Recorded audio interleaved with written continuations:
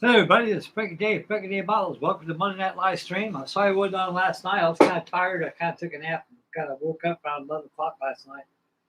And I said, oh man, it's too damn late to start the build. But I do got some little good news for you. I'll be getting some swastikas coming in from Mr. Dingy. And some I can't make a final reveal on my Heinkel for two reasons. That's one of the reasons I got the swastikas yet. And number two reason, it's been raining outside and very cold. So good weather will be coming in pretty soon. And I'll work on this as a paper model. I'll work on this SB2U Vindicator.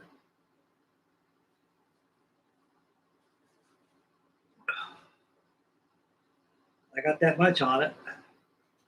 This thing's loaded with detail in there.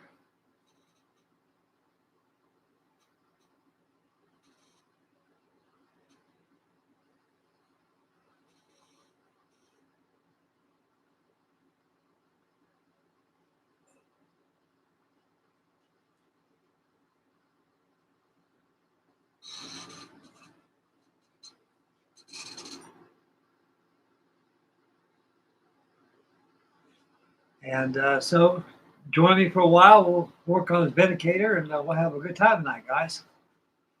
And tomorrow we'll have the V24 going. We'll get the paintwork done.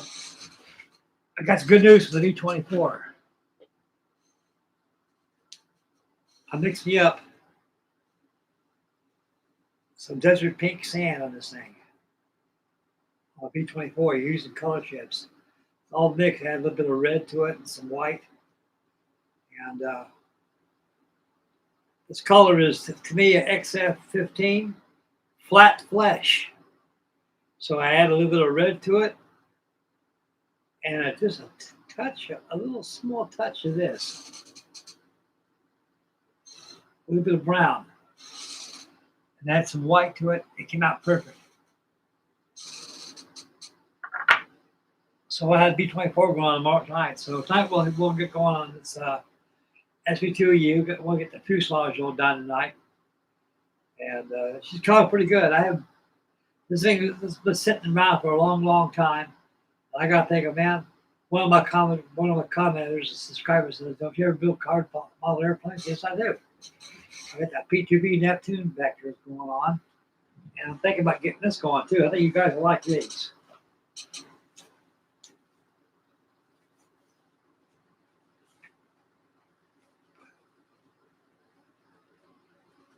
Got the Avro ants on the 133 scale. A very beautiful kit indeed she is. And here's one that's really neat. I got the DH-88 Comet, the Avalon.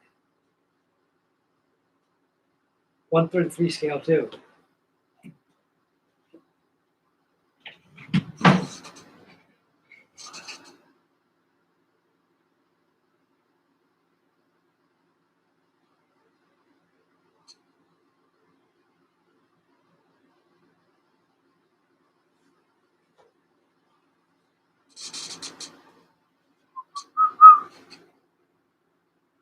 Okay, we see it's on the board here. We got Dingy, he's here.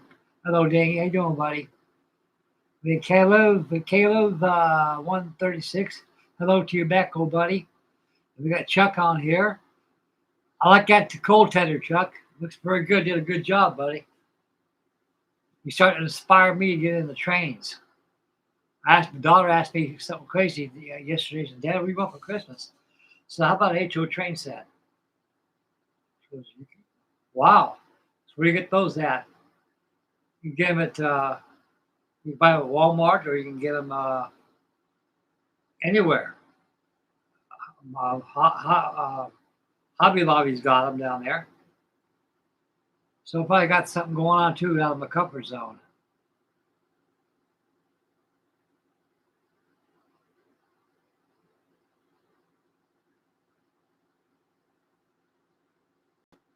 A Sears and Roebuck in that cockpit. Not really.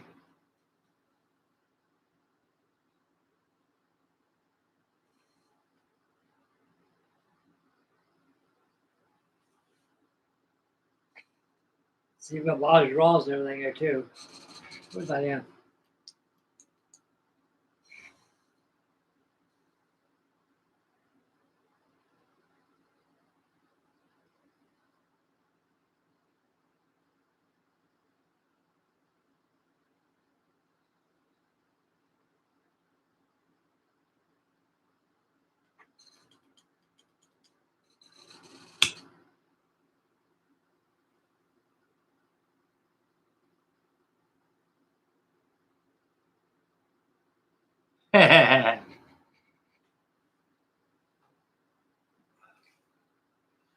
Okay, we'll spin the cam now. Get started on this fuselage empennage.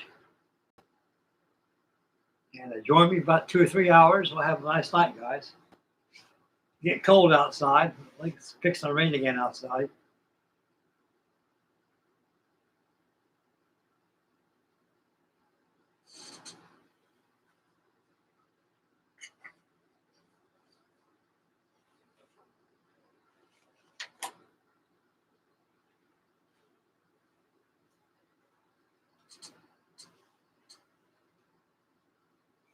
Okay, now I'm gonna get this fuselage. This empennage goes right here just like that.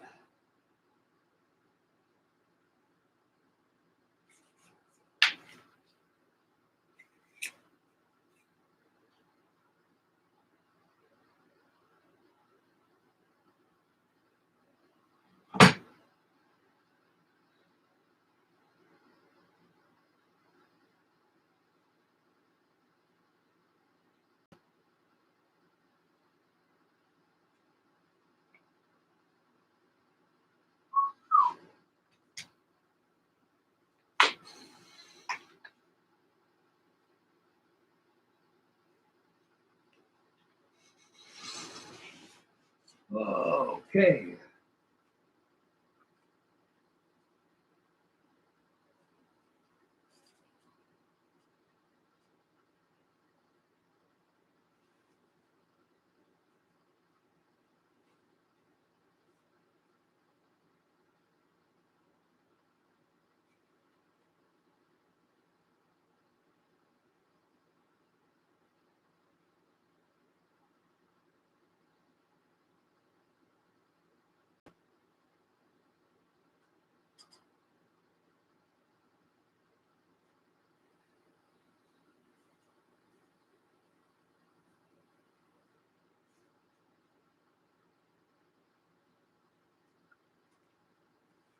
Yeah.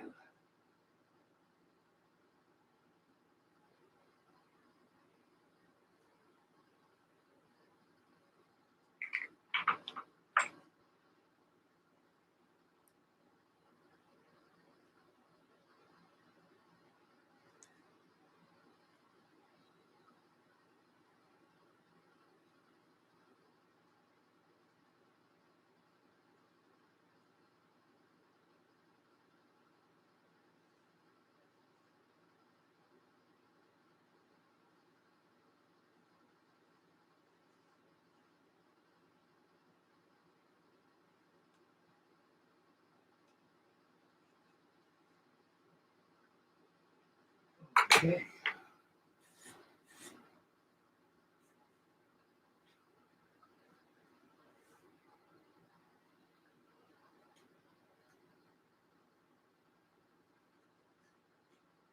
Nice.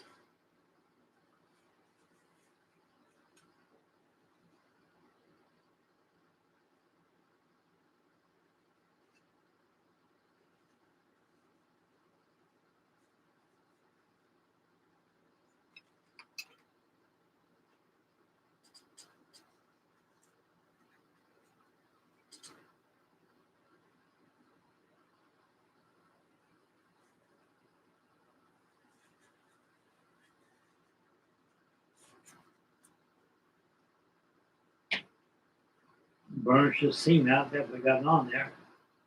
I like you good burnish. Good. Good, good.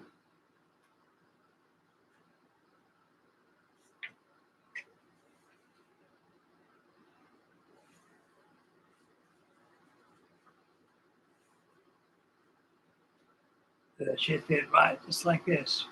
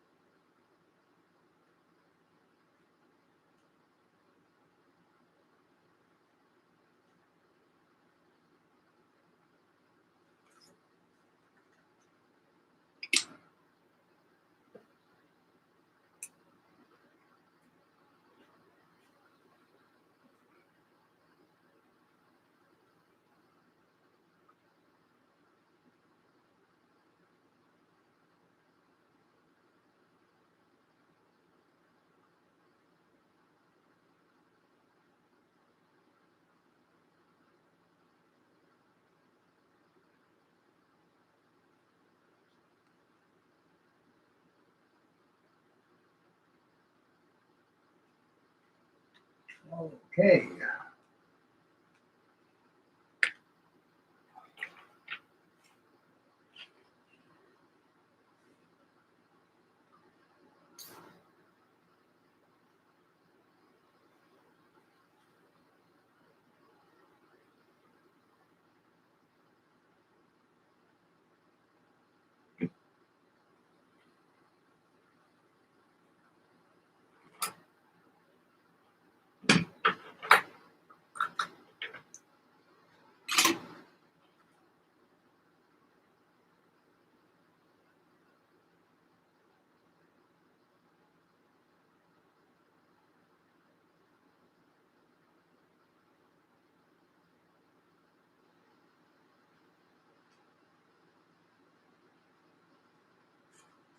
Okay.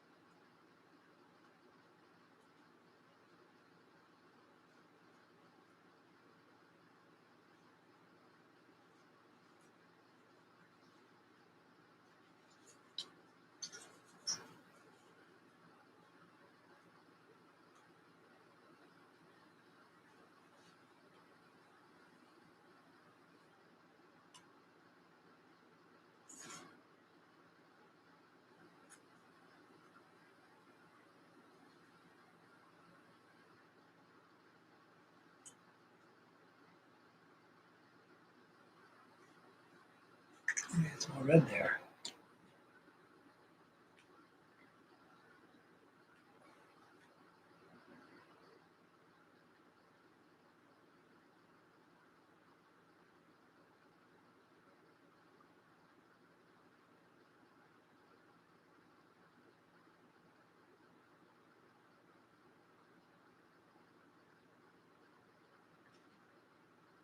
Oh, excellent.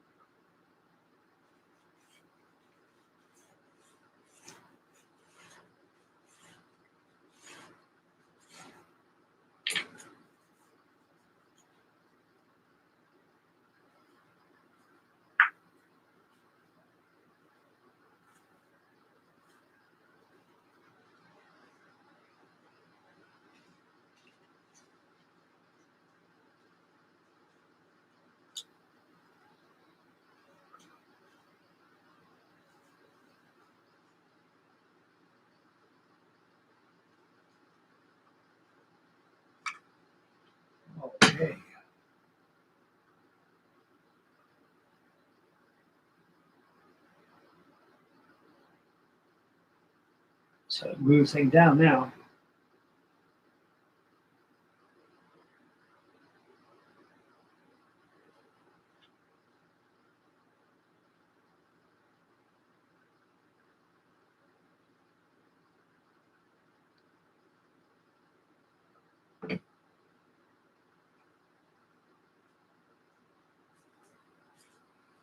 The bottom down real well. Make it lined up and go ahead and get the top done.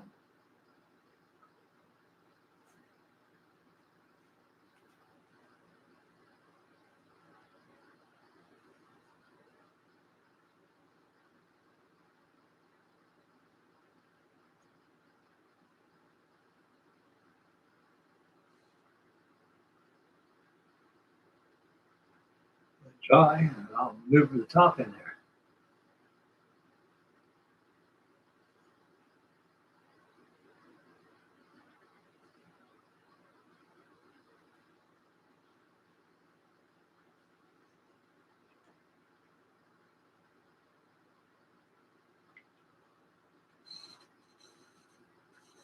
The old Vindicator.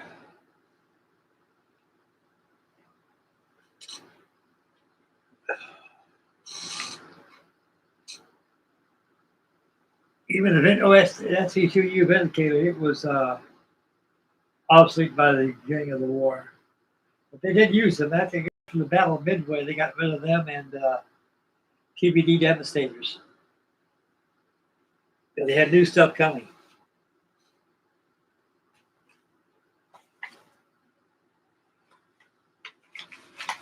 The TVF come to you. That was the mainstay throughout the war.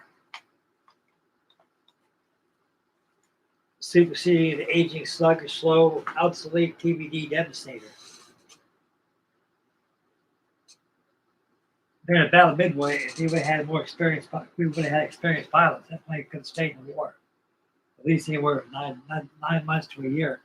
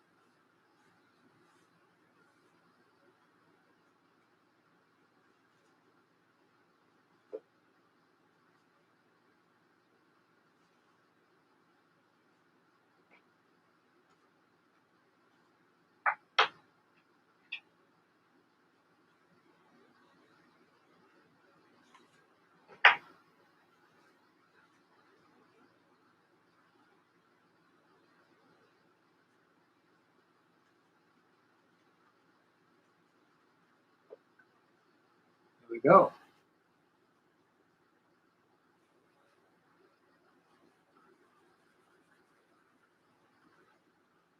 Now I'm burnished out a little bit, smooth it out. I've built these car models before by this company. They're pretty good. They're CAD engineered, not hand drawn. Just got to take the time, a little patience, make sure you go for perfection on these things. Yeah, it's a good looking plane. Nice.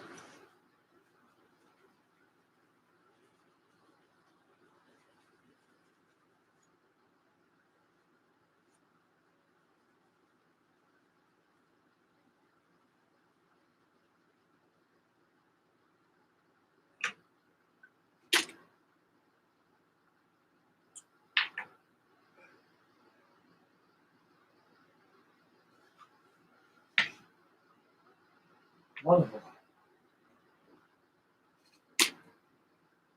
Okay, now I got this in this motor.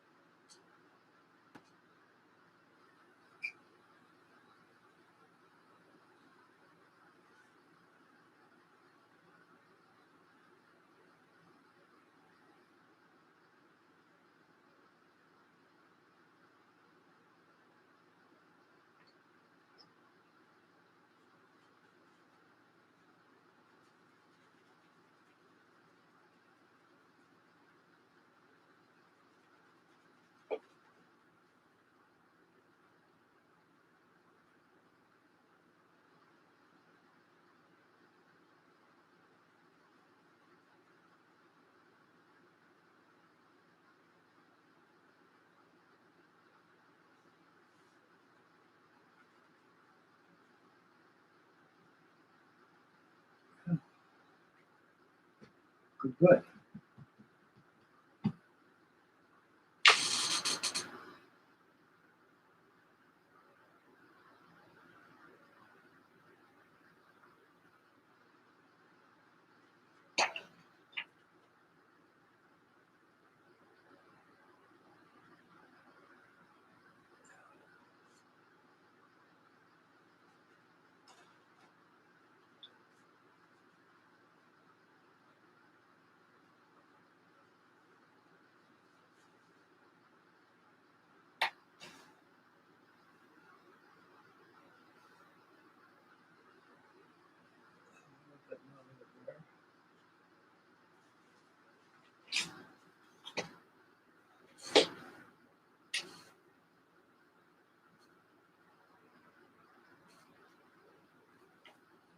I gotta locate the tail image.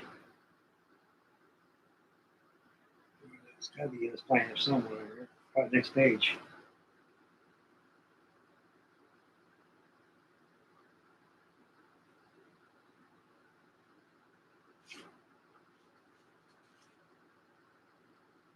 69.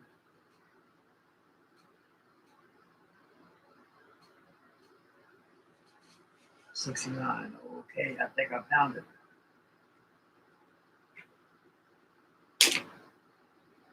$69 coming up.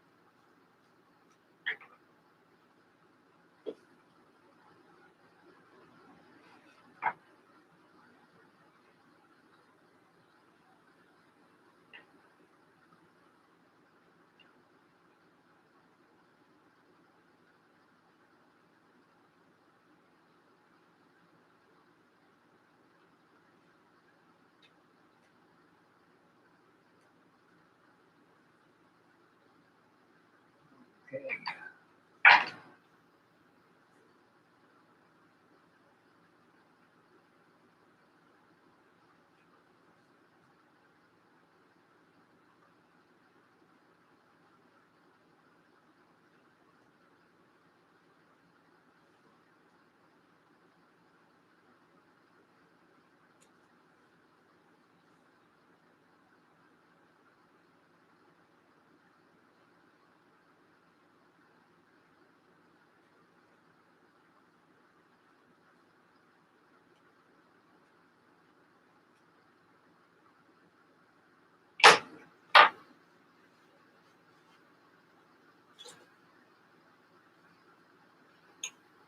Okay.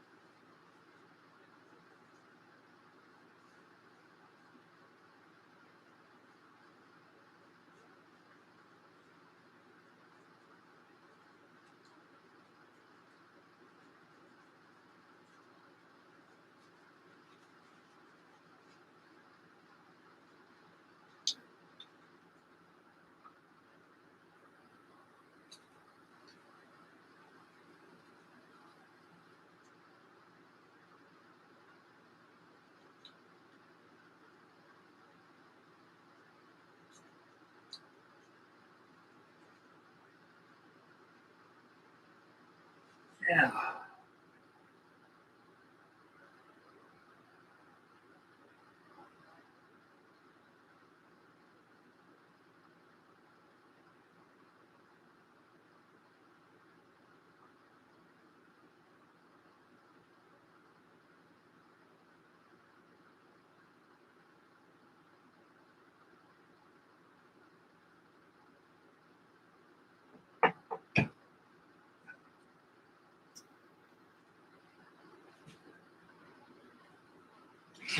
Balls, balls, balls.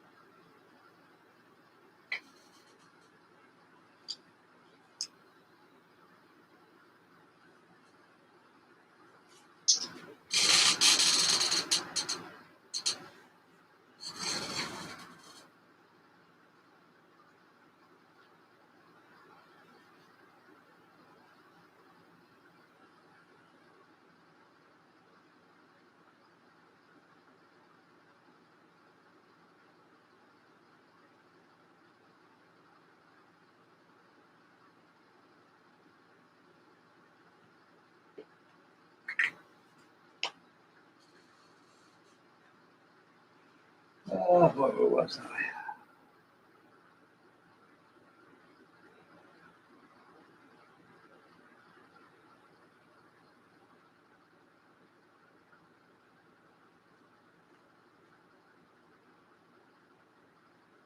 That's how it goes.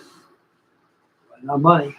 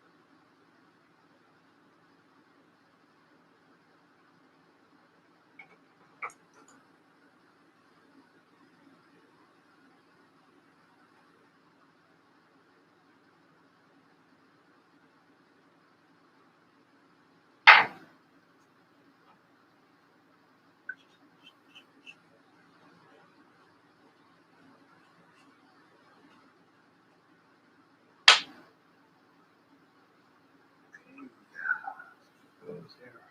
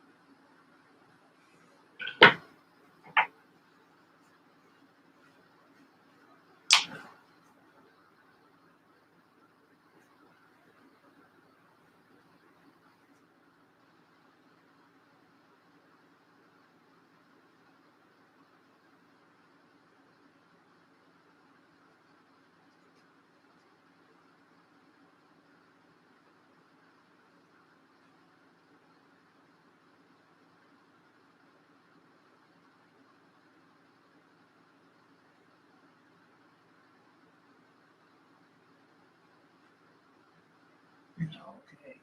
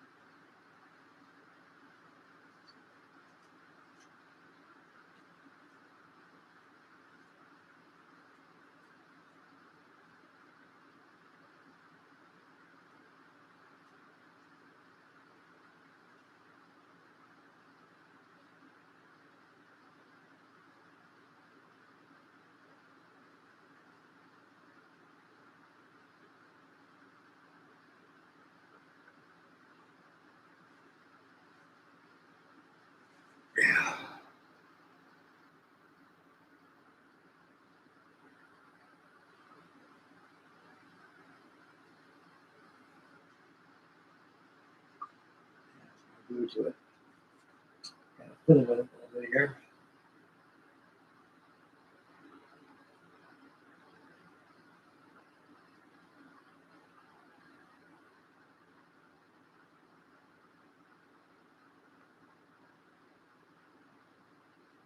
There.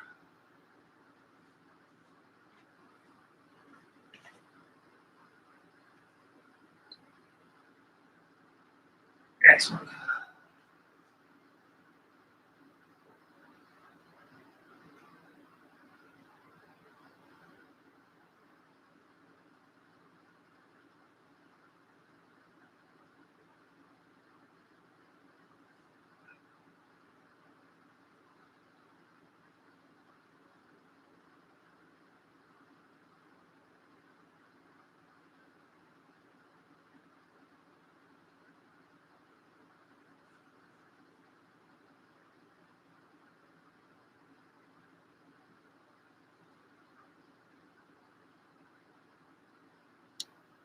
It's good.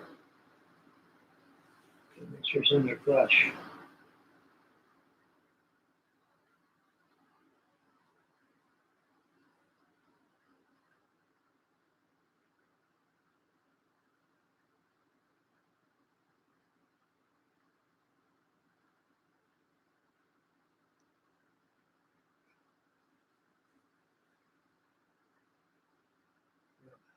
Right. Okay.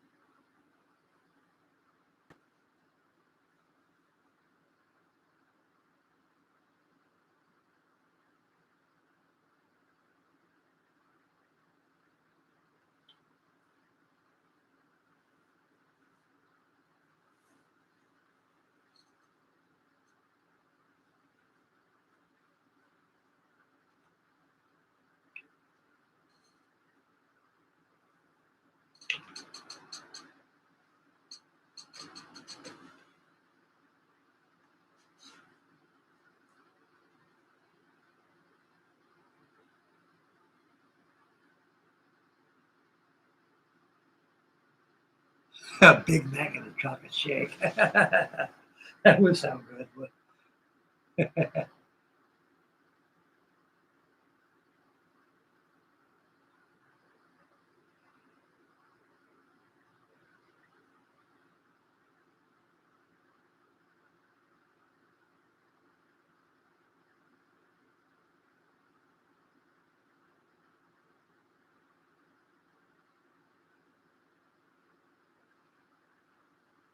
yeah, these paper models are challenging. They are. But once they're done, they look very well.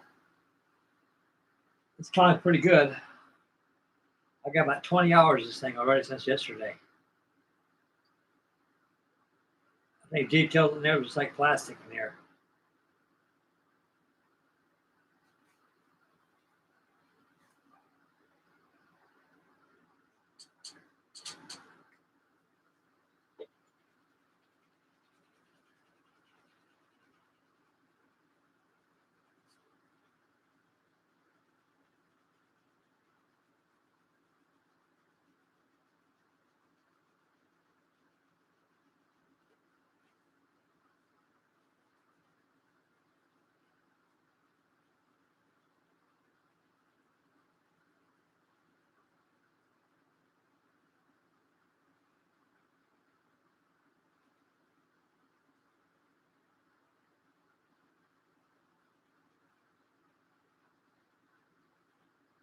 The burnishmen, they're nice and smooth. This thing's all flush.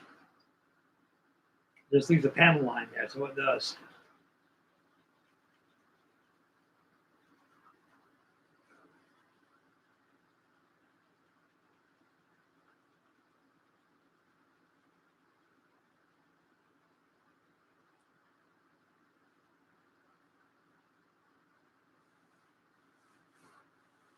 Oh, look at the other stabilizer on there.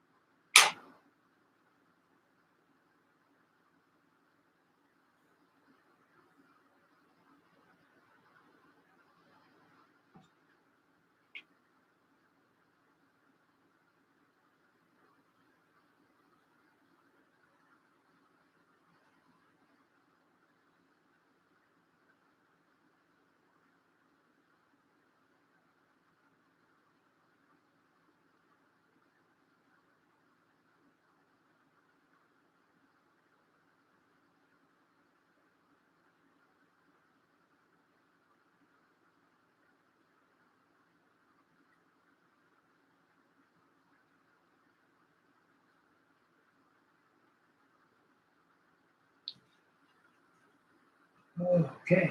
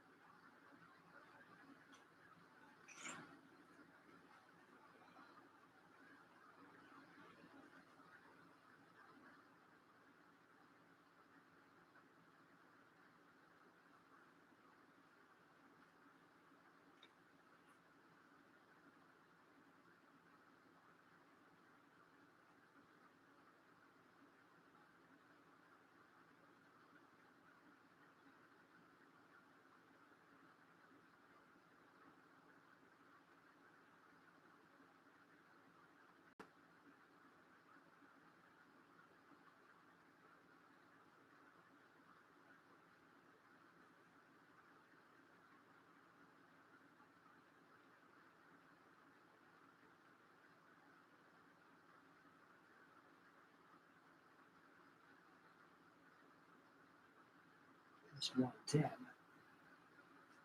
Okay.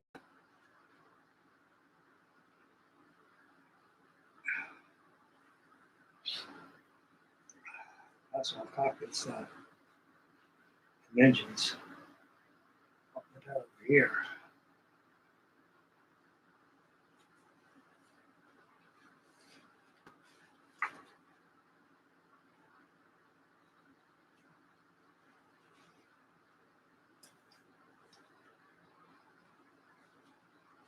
Okay.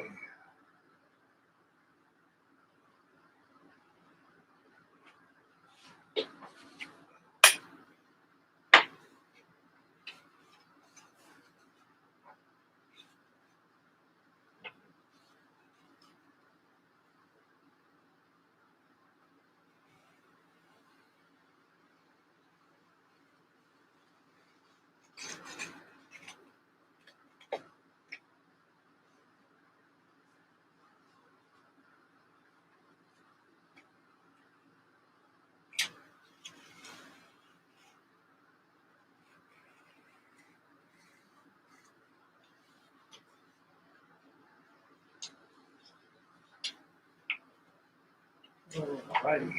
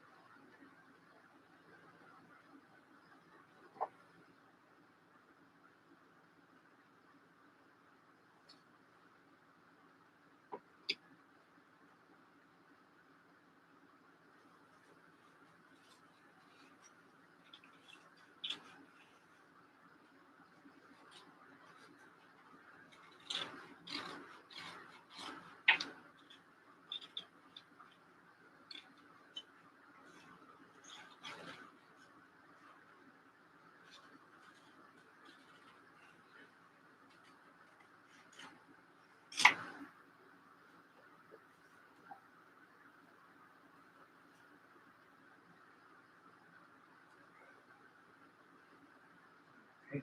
Here.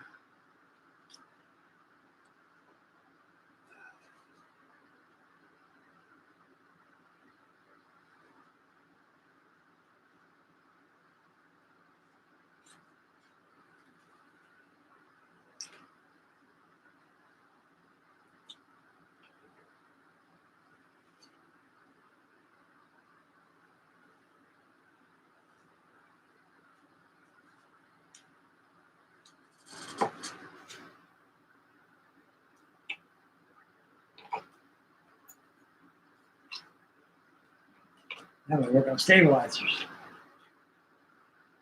Stabilizers cut out and take a break.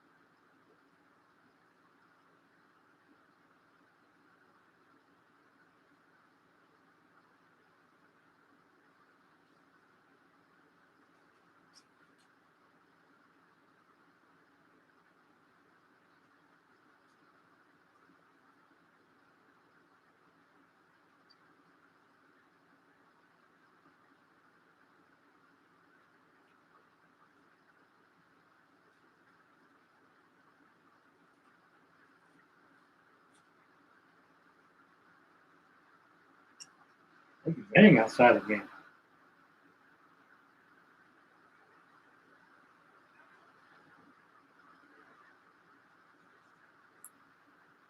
I'm quite certain it is.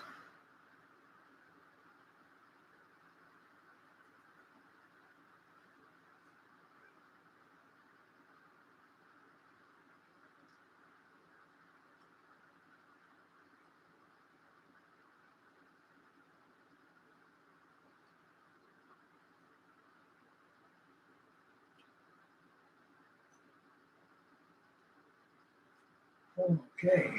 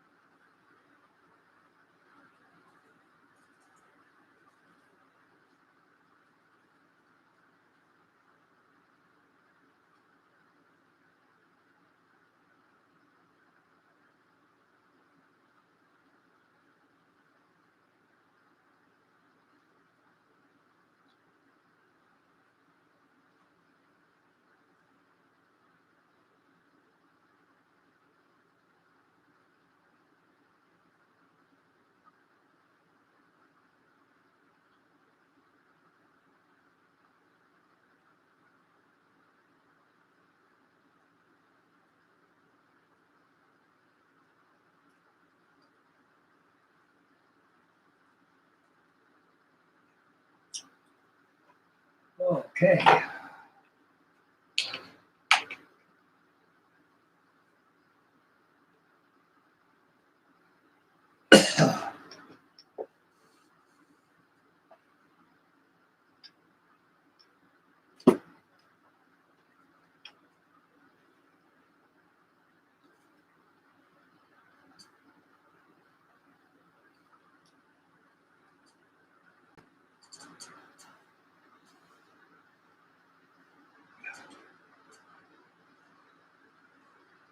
Segway was cut out.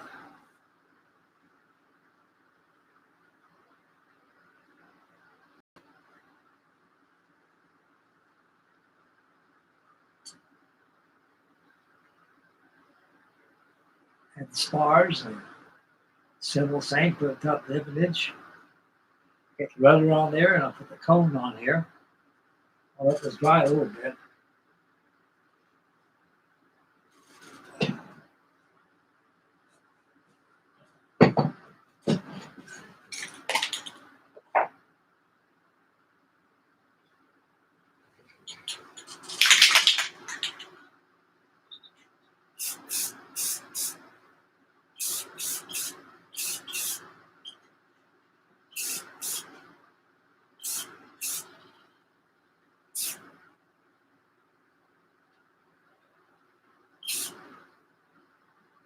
Seal that paper.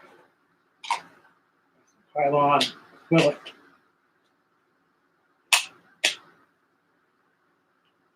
Protects that cardstock on it. Keeps it from getting frayed and wrinkled and stuff.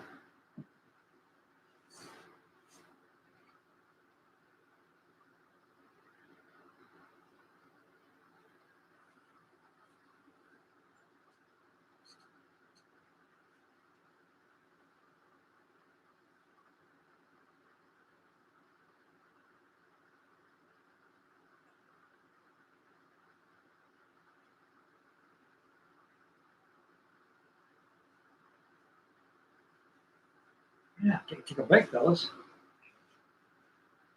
Yeah, check the chat board out. See what's going on here. I've been paying attention lately. I've been too busy full of airplane. 2 watching, 7 thumbs up.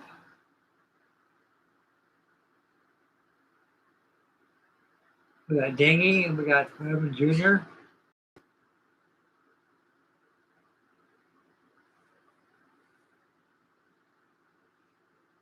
We got Chuck, he's on there. Actually, I know what happened to Tony.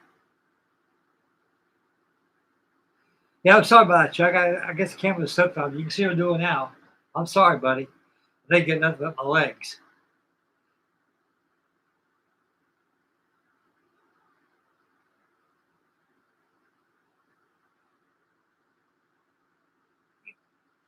This here is all pre-war colors. Very colorful colors.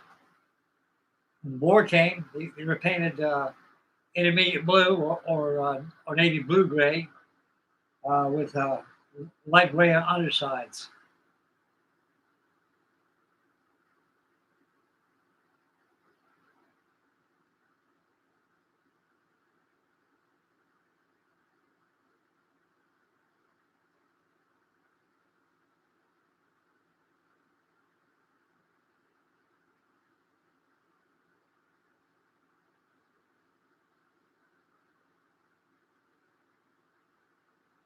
Oh, hello, Max. How you doing, dear friend? Welcome to Monday night. I'm working on a paper model here. This is the SB2U Vindicator.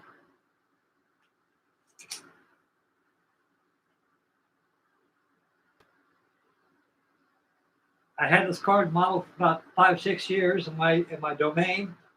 I get tired of looking at it, so I decided to build it. One of my subscribers said, "Man, don't you ever build card airplanes?" Yes, I do. Here's one of them here building here. And I also got that big old P2V Neptune I'll show you too. I think you guys seen some of that before. I don't think Max has, but I'll show you, Max.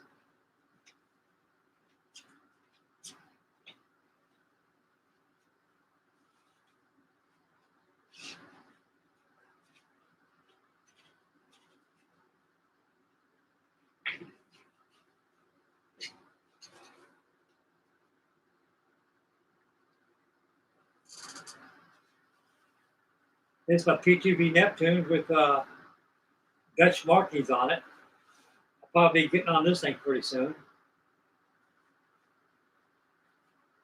It's even got a Bombay comes with it and everything, detailed wheel wells.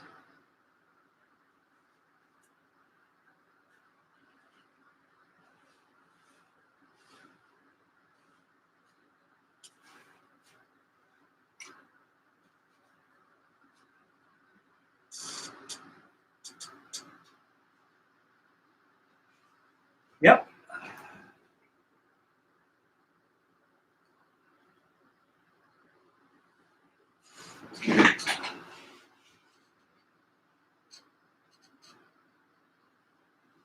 Are you working on anything right now, Mr. Max?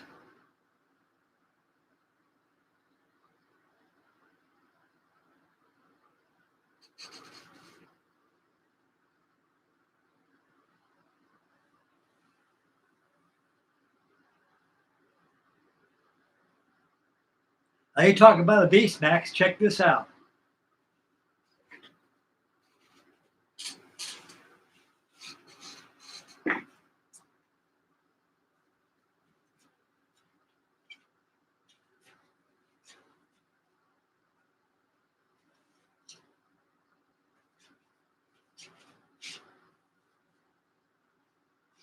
It's 49 inches of USS Forstall, the paper model I'm working on.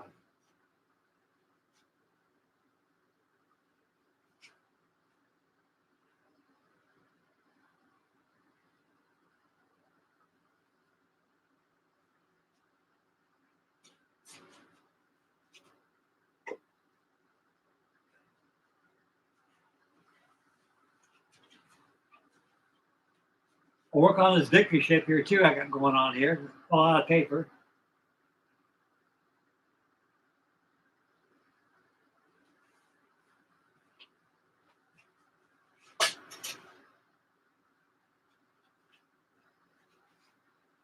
I got the other Fitzgerald right here too. I'm working on. It's out of paper.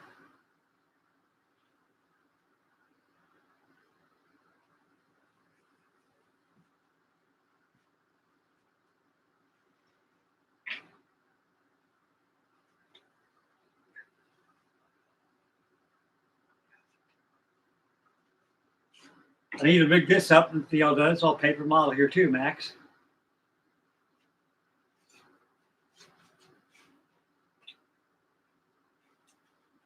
I have this done tomorrow. This is across the Fells, motor ship bulk carrier of Germany.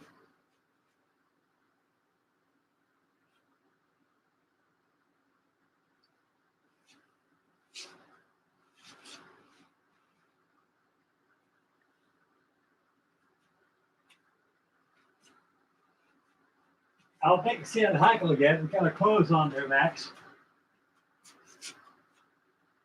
Dang, he's going to send me some swastikas for it. This thing's almost done.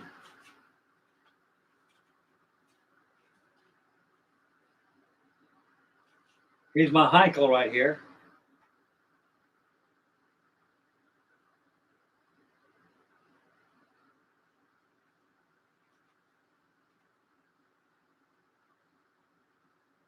That came out nice. It did. I'm really pleased with that thing. I had to have it 15 years by the time we got it done.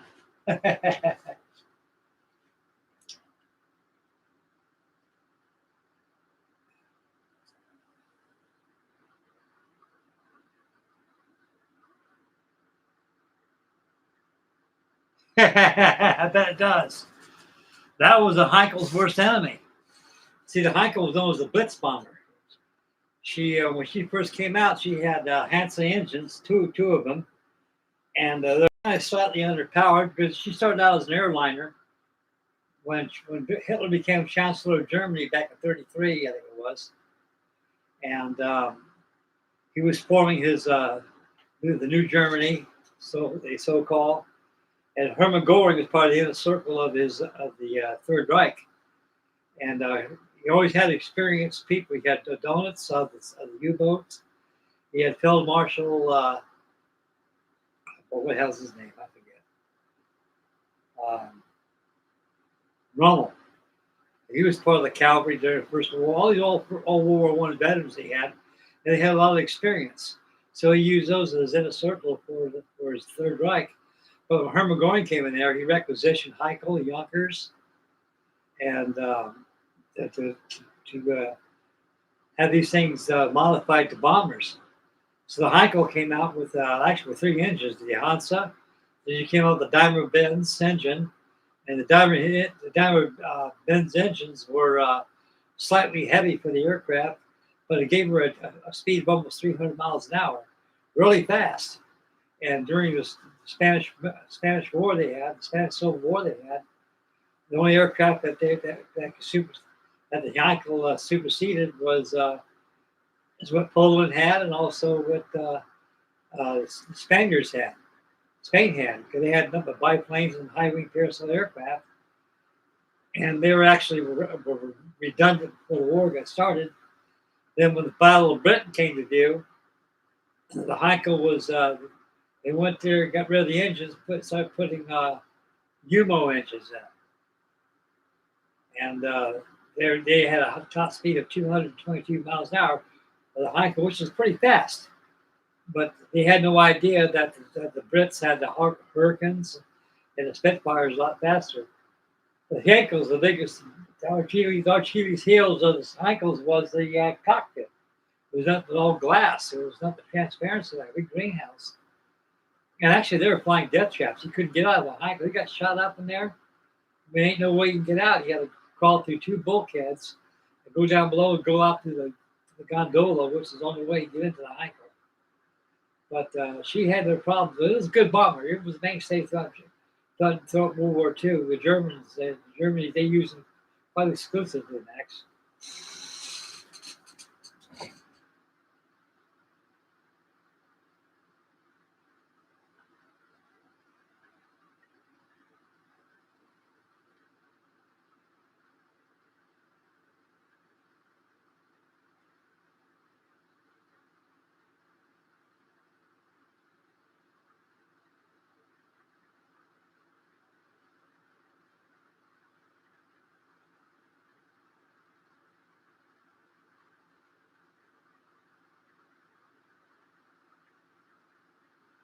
Oh, yeah, they sure were.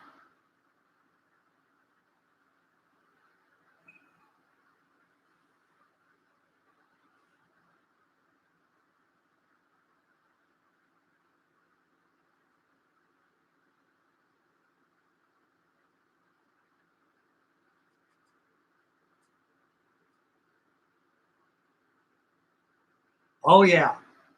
I think the Heinkel was my favorite German aircraft also. That and the Fokker Condor. That's probably one of my favorites. Of course, I love the 109s and the Hawkwalks. They were good too.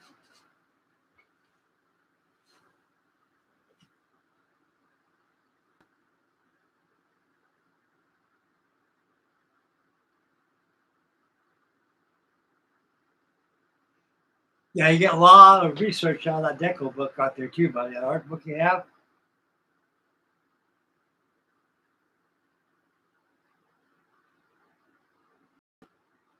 Oh yeah. Yeah, the Junkers 88 here uses dive bombers. They were very good.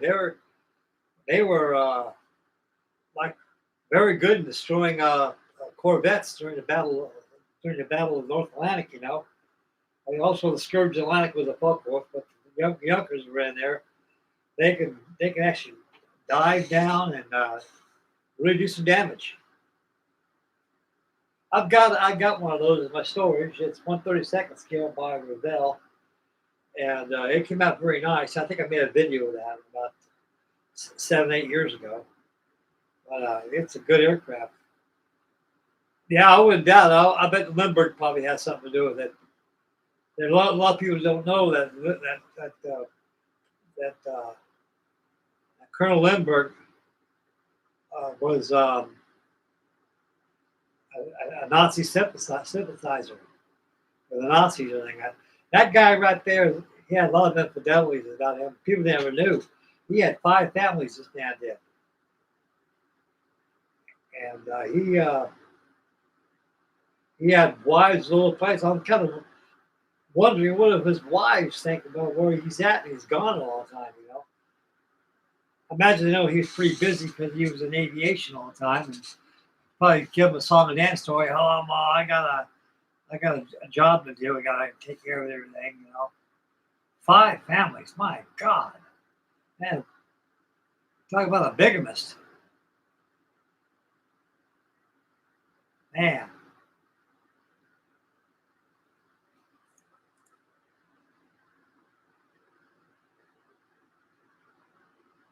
Gosh, I don't know. I know one thing. The Nazis were his buddies because when they kidnapped his little boy, little Charlie Jr., you know. I mean, he was actually seen plenty of times by his friends that came over once to the house. The poor kid had something wrong with him. You know, he had some kind of osteoporosis, something like that on his bones, and he had an enlarged head, and he wasn't sound compared to Charles Lindbergh. See, Charles Lindbergh was looking for perfection, just like Hitler did. He tried to have a society full of blonde-haired Germans with blue eyes and everything else, and I don't think he loved that boy at all, because he was caught plenty of times taking a pillow, trying to knock him down so he could hurt himself and things. I don't care what anybody says. I think he had something to do with his murder, Charles Jr. I think an Upland guy they lynched. I think they lynched the wrong guy. I think that guy was innocent.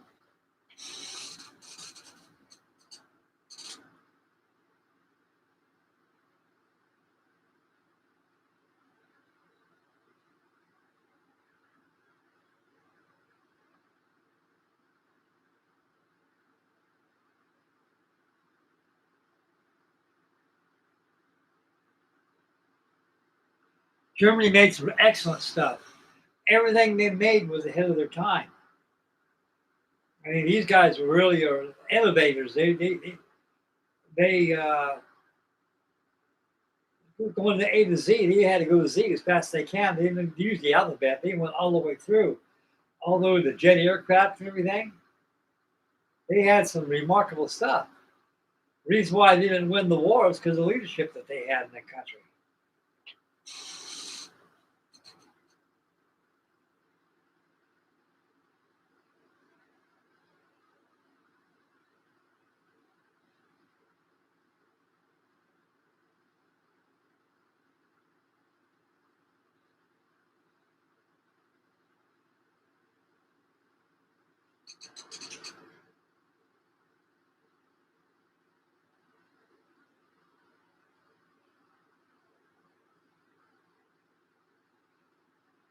Yeah, they sure did. They had a good Junkers 88 when they died. They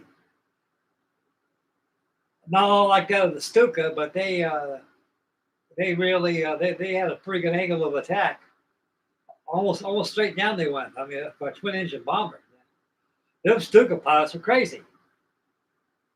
I will tell you something about a story about a Stuka pilot. When I was out in California, I worked for a masonry contractor named Ed Stover. He had a brother named Billy Gruner. His mother had, Ed Stover that was his half brother. They both had the same mother, but they had different fathers. And one day I was working with Ed Stover. I was laying some block. I was working at Westlake, California. And he goes, Frank, he says, things slowing down now. My brother Billy would like you to work with him. I said, oh, great. I never met your brother Billy before. He says, I talk about you all the time, so you're a good worker. He says, he like airplanes. You like him. Oh, okay, great. I went there to introduce myself and came over, and Ed and I came over to see him. They're speaking German. And he goes, Frank, yeah. Shook my hand out and says, Billy Gruner. And right away, first thing I looked, I went to his house, honest engine guys. He had a Stuka. It was probably 1/6 scale. It was big, had a wingspan about 9 feet. It was huge. Made out of aluminum, 21 gauge aluminum, metal. When I seen that, he was talking to me. I just walked away from him as I didn't hear him. And I went right to that Stuka and looked at it. He walked over to me like that. He goes, you like Stuka, huh? It's one of my favorite airplanes, Billy. I flew Stuka during the war. You're a Stuka pilot? Yeah. I says, man, you guys had, it's incredible how you guys died in those things. Oh, yeah. We had something America didn't have. We had automatic attempter, worked automatic and pulled us out of a dive. It worked on our attempter. We can set it how many feet. If we can pull up out of a dive with 1,000 feet from the ground, we can pull up. We black out, wake up, the plane's recovered. Time you wake up, shake your head, you look, bomb target, he said. Man, it was a gyro system. He said it worked automatic with the altimeter. I didn't know that. He says, oh, yeah. He says, which we never had it, but we got SBDs and SB2Cs were our dive bombers they used. And I knew a couple of dive bomber pilots that were in World War II who flew up the USS Wasp, also the USS the Franklin. These guys were dive bomber pilots, and they said, "Boy, after we come back to the carrier, our eyeballs are just just red from all that blood that comes out of your head when you go into the dive and pull up." But yeah, that Stookie did. I walked over. I said, "My God!" I says, "That thing's made out of metal." He goes, "Yeah, come here. Come see here, quick." He showed me, pull up the blueprints. And these are builder plans. He goes, "Yeah, these are real plans I got." He says, "I just scaled them down. I built them from here." "You build airplanes?" "Yes, I do." "Take them home and build them." I said, "Billy, I'm a good model builder, but I tell you, I don't have the equipment to build something like this. You need lathes. You'll need brakes. You'll need shear cutters and everything. I don't have those tools." Because I have all the tools here. I said, "Yeah, but I don't." He said, "Yeah, you want to go build Stuka? Come on over. I'll show you how to do it." I should have took him out like that. But I'll tell you one thing, guys. That thing was beautiful. It really was.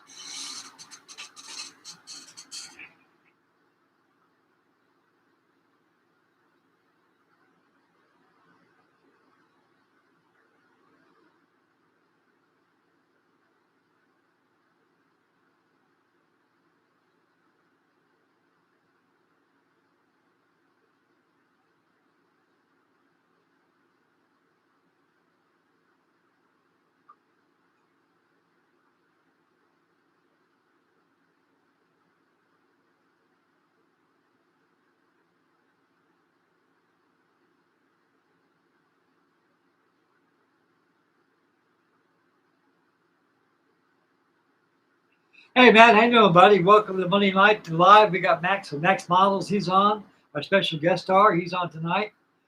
And they're doing real fine, buddy. I'm working on this card model of the SB2U Vindicator out of paper. They just now cutting out the stabilizer. We're going to get the stabilizer rudder on tonight. And I've been working on this thing. Constantly burnishing this thing, make it nice and smooth. Yeah, these paper models something else. I used to build card models all the time.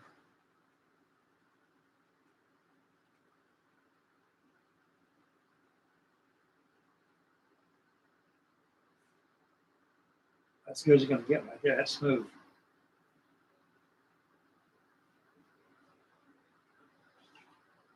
Rudder right there, got to cut out, fold. I got the spars over here cut out. I got spars to it and everything.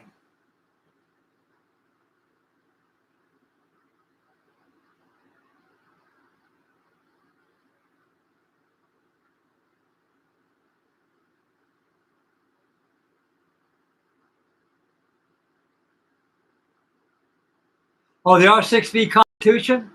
I've got one, Max. I'll show you.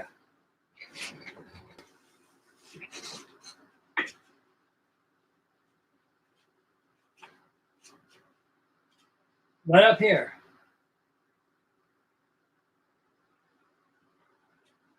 It's 1/72 scale. It's big.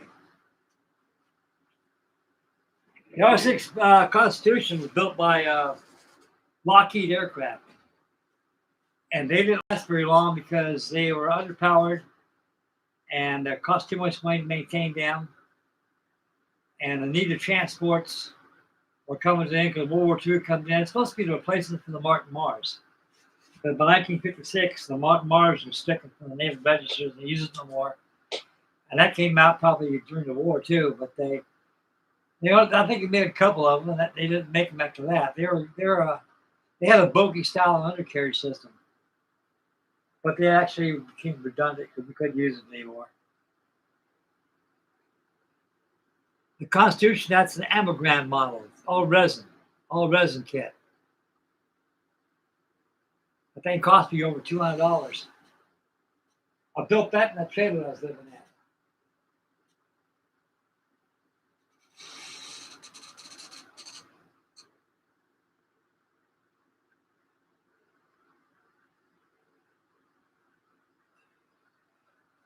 No, they didn't.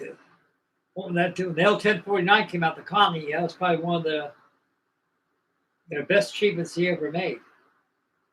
I remember Dwight Eisenhower during 1950. I was a boy back then, kid growing up back in those days. He had to combine the Connie, all silver. You used to see him fly all the time up there in Washington D.C. Well, you can hear the sound of those darn wasp engines that things had. Last year I shot California, you had a VX-6 out there. VX-6 out Point Magoo Naval Air Station. They had a Connie flying out there. It wasn't all dark blue or nice aluminum. It was a gold gray with a white upper plating with a black sheet stripe on it. Willie Victor, they were.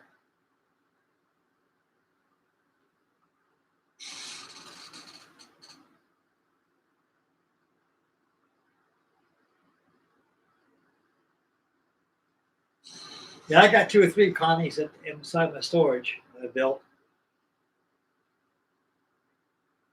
I got one I built. I used aluminum foil on it. Like I get my B-36 hanging up there. I did that, I don't know, about a month or so ago. I had live action on that thing. I made a live stream video on that thing. I built that thing. Every seen me build it.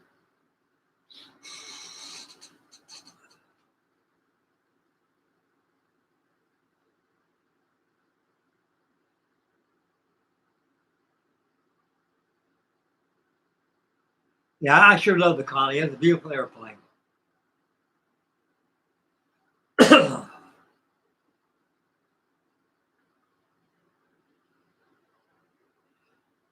Yes, it is.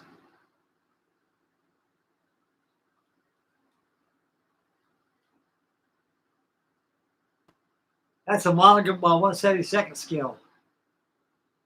And I decided using metal laser paints, which I gave up. What I always do now, when I do a metal laser paint, I always cover foil.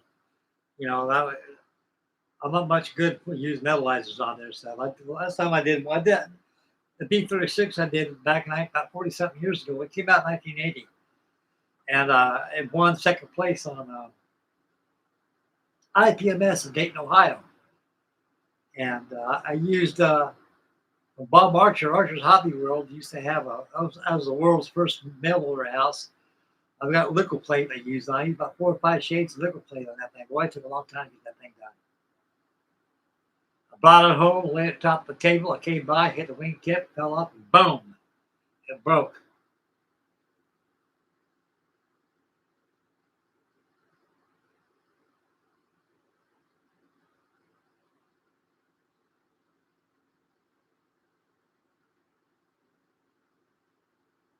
Oh yeah, you're right. They did have a turboprop Connie one time. Yep.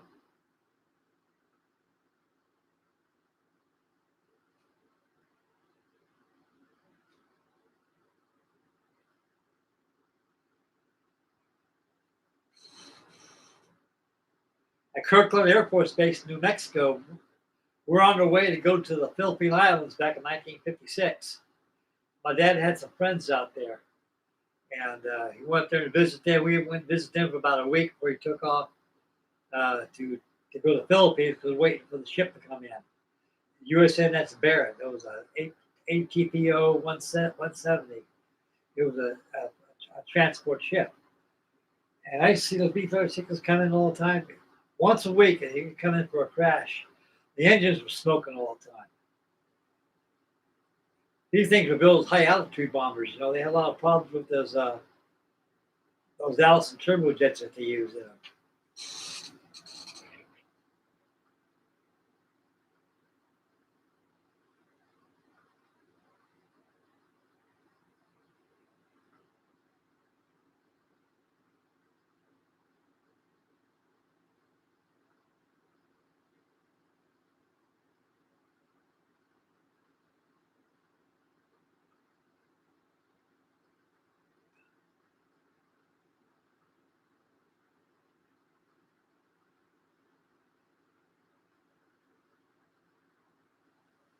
Oh yeah, the Navy used them all the time. Those Connies, yeah, Willie Victors. They did toy around with a turbo drop Connies. They were good.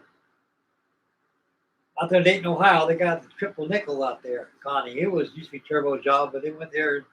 They got rid of those Allison engines they had in there, and they went ahead and put back the Pratt Whitneys back on there. I remember reading something on that Connie right there. It was a big. The Connie's a big airplane. It was good size. They got Harry Truman's DC-6, the Independence out there too, in the hangar out there. I went aboard that a couple of times. They got a mannequin of President Truman sitting there at the table right there, looking out the window. I thought that was kind of neat.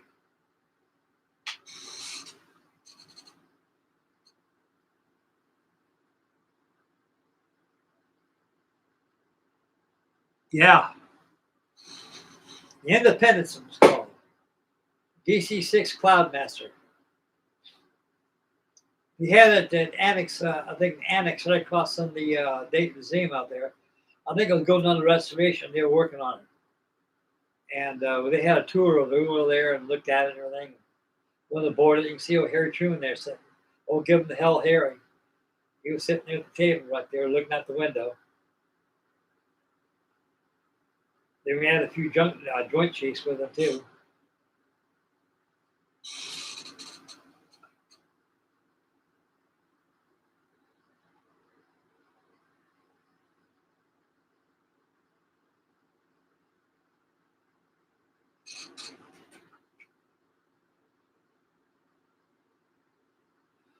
They made a 124 scale Junkers 88.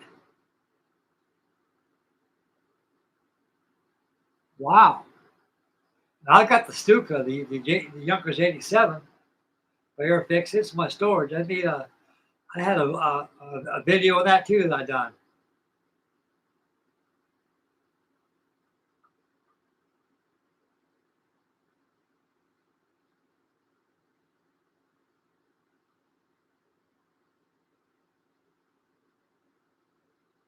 Oh yeah, they got overseas. You got a couple Connies over there that flying over to Europe. They got a lot.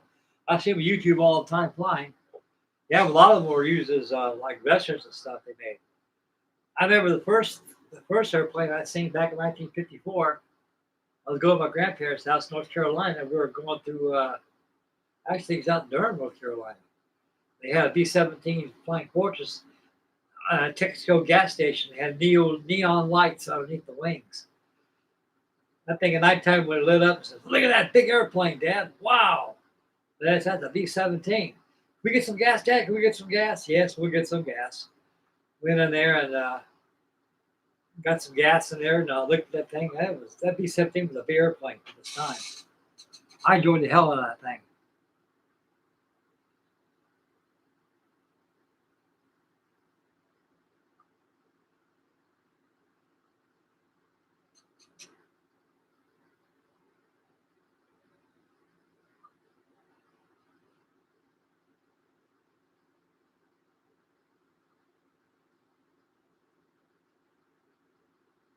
Oh yeah. When I was a little boy, Max, I see those B-25s fly all the time, especially at Boeing Field in Virginia. I remember one time I was coming home from school. I think I was about the fourth grade back then. That was what, 1952? I think, well, yeah, 1952. I came home crying. My mom said, "Now what happened? What'd you do, George?" I said, "No, Mom, we're going to war. We're going to war." Mom said, "What do you mean we're going to war?" I said, "They got B-25s out there taking off, about 30, 40 of them, they're all lined up taking off." And, Mom said, "There ain't going to be no war. They're out there flying around." My dad came home, I told my dad about that. So in fact, it's called maneuvers. But them things sure were loud, those B-25s were. I think they're about the loudest airplane there is in the Air Force. I mean, you come out stone dead flying those things. I bet a lot of those pilots probably did after the war.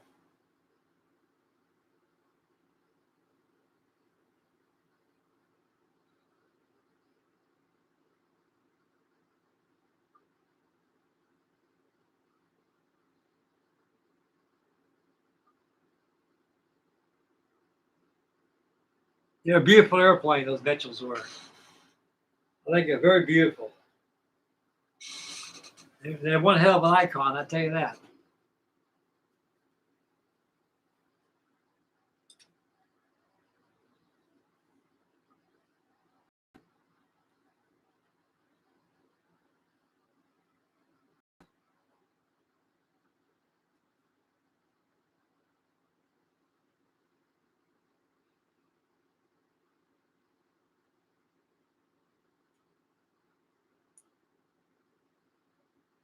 Oh, wow.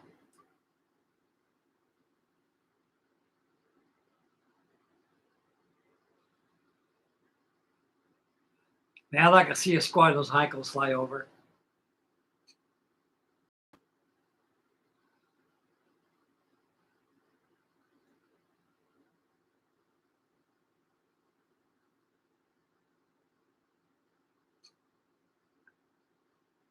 Yeah, I got two B-25s.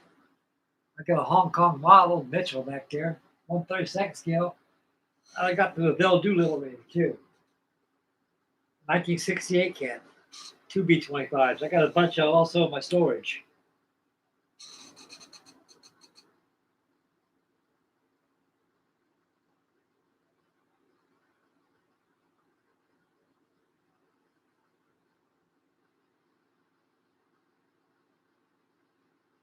I mean, they complain about the B-25s, Max?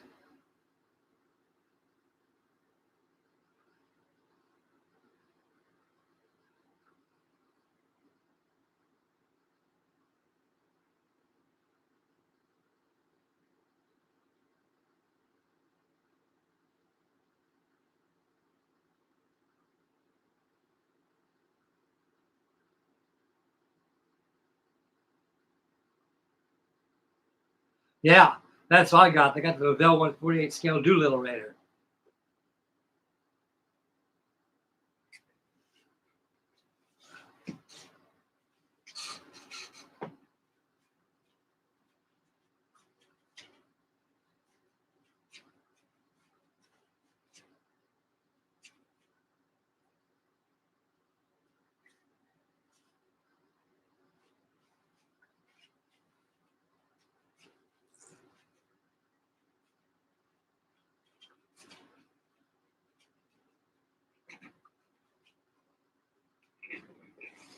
Yeah,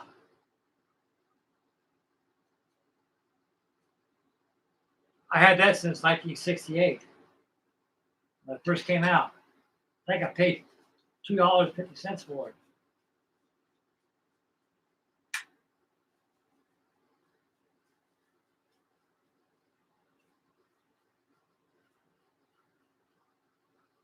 I lost my propellers. I don't know where they went to. Yep, another little B-25. I can remember 1954 when they made the first one came out. It was box scale. What was it called? The Flying Dragon. That was the name of it. I remember that when it came out. My dad got it for me for I was a present, but they always bought me models some anyway. I go, wow, that's the first B-25 we ever had. Because I just got done watching Seconds Over Tokyo. And I seen that movie, and I seen the full version of it. The ones on TV now are all cut out. And we came on with that B-25. Oh, wow, got me a 30-second Over Tokyo bomber. And built that thing, and 1957 came up. Aurora brought their quarter-inch scale B-25. I kept looking at the Aurora ones, and there's something different about this Aurora one compared to all those different scales. I mean, the scales wasn't it. It was the overall appeal with Mitchell look. And I noticed that there's a lot of discrepancies in the Bell Mitchell. Is that one was right here that I know. First they caught my eye. It was an SLs. And anyone built the Flying Dragon by Revell, you notice they're really small up here. Real small. It didn't incorporate the gold wing like this one does. Of course, this is 20 years later than what they had. But there was something about it. It was a Mitchell, it was a B-25, but the Aurora one's almost just like this.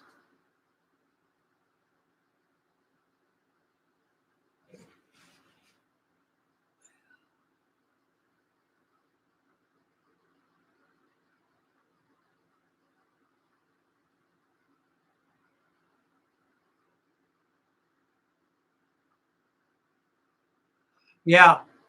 Also, back in those days too, Max, there wasn't no rivet counters back in those days. Everybody was glad to have a P-61 Black Widow. Everybody was glad to have a V-25. It didn't matter. We built those things, painted them up, took them outside and played with them. Do this up now, they just think they're crazy. But back in those days, there was a lot of imagination. That there were kids. Kids allowed to be children back in those days, you know. And we were made to be sane back then, not heard. And yeah, I mean, it was kind of like a cereal lot. When B-25s came out by Revell, everybody bought one of them. We took them to school for show and tell. Then the B-24 Liberator came out. We took that to school for show and tell. In 1960, the quarter-inch scale Black Widow by Aurora came out. We took that to school for show and tell. It was... Everything wasn't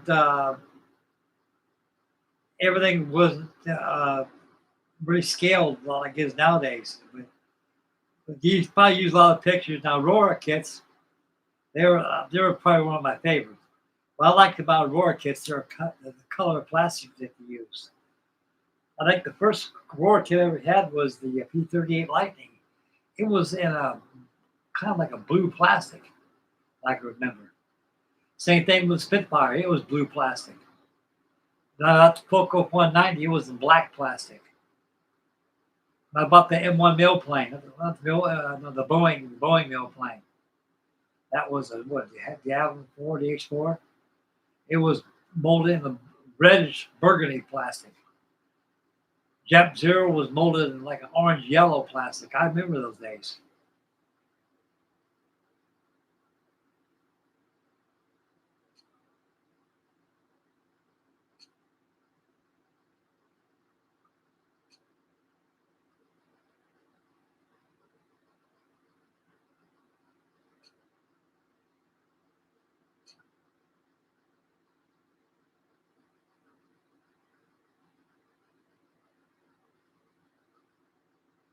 Oh yeah, sure. You could buy those models just on allowance money, you know.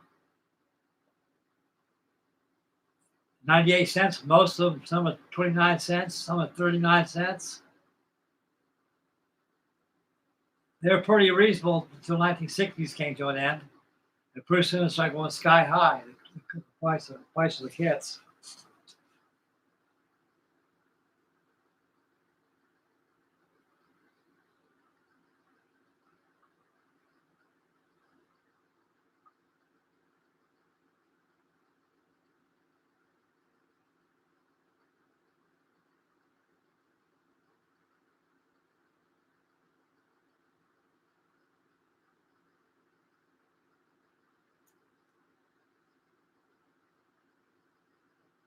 Yeah.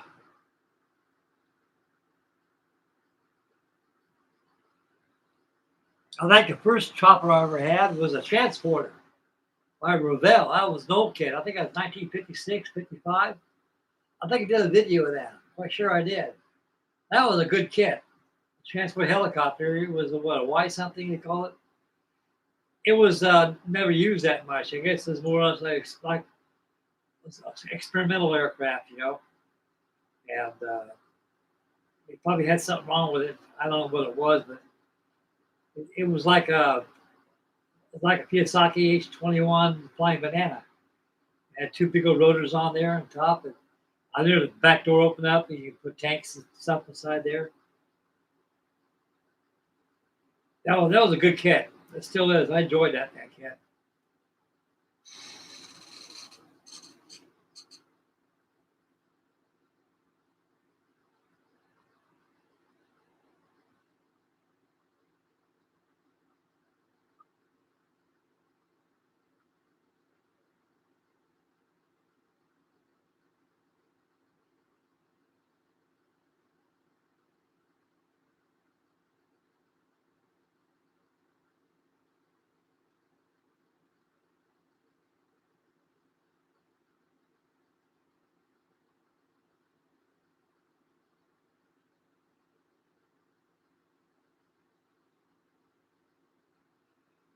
Yeah, the Huey chopper, UH-1. Yep. I got one of those in my model. It was 1/24 scale. It's huge.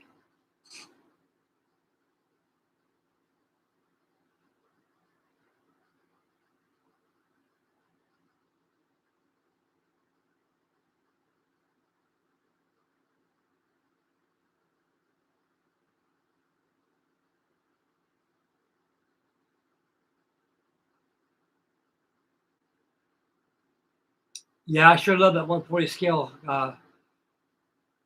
86 Skyraider. I got about 5 or 6 of them. Matter of fact, I got 2. I started at the trailer. I haven't finished yet. They're in my storage, but I sure like to have them in my hands right now.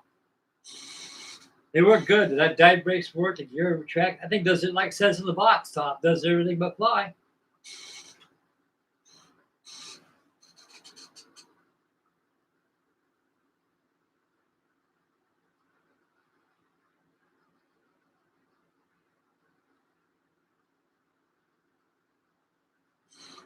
You take that bomb, you slip that bomb up forward, the gears go up.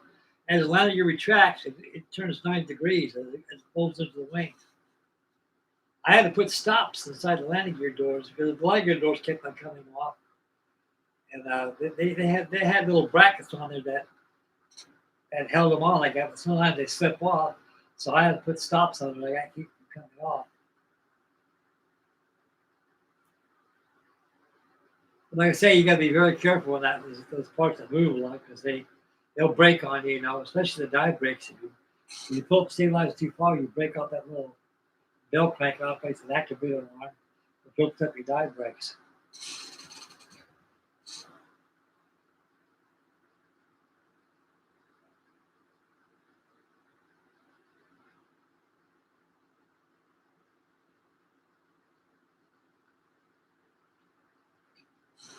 So I did a landing gear where you put the landing gear in there. I went ahead and just used some sheet plastic in there.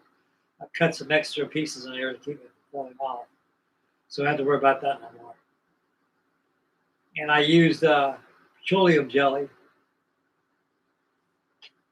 on the bottom wing right there. It looks like a clothespin. It's like one of these. It locks in up that bottom side back and forth. I moved that really good, so it works real well. Don't use machine oil, I think, guys. I used machine oil one time. It makes the glue come off and everything. I had a problem with that. Another good gimmick model too, which is damn good, is the Gum and Go clock. The F3F. You turn the propeller and the landing gear, the track folds back and forth. Oh man, boy, that was a good catch back in those days.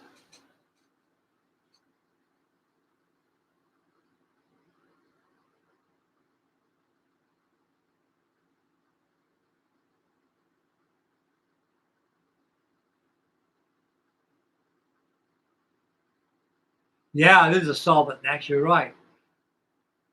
Parts work really good. You put the machine oil like that. Pretty soon, they start parts aren't breaking, like a little retainer, like a retainer, like pens. They stick through a part like this. You put a cap and the cap comes out, and the part breaks. Wow, what is this noise?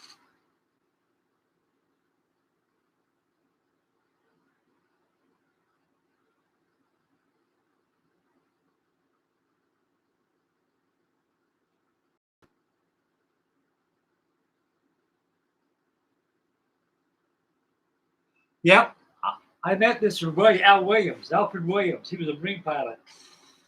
I met him, 1950. Went down to the Smithsonian Institute in Washington, D.C. Back in those days, guys, it wasn't like it is nowadays because they moved everything out of there to the aerospace museum that we got now. But I think Al Williams, he presented his Drum and Go clock. It was a demonstration plane, and he presented it to the Smithsonian Institute back in 1947. So it's probably been there about 2 or 3 years before I got to it. We went in there and looked at it and everything, and the model ships and airplanes. They had Charles Lindbergh's mail plane, his Spare St. Louis hanging over. Even had the original Wright brothers Wright Flyer hanging up there in the ceiling. And they had the Winnie Mae in there too. And a lot of good stuff back in those days. I met Mr. Williams, Al Williams, Major, he's a Marine pilot. Very nice man. I had a comic kit I got from Hobby Shop. It has retractable landing gear. It's a big old model. They cost about $5. Dad bought for Christmas. I still got it in my storage. I haven't built it yet, but I got to get that thing going. And he signed his autograph on the plans right there. That was neat. I thought that was neat.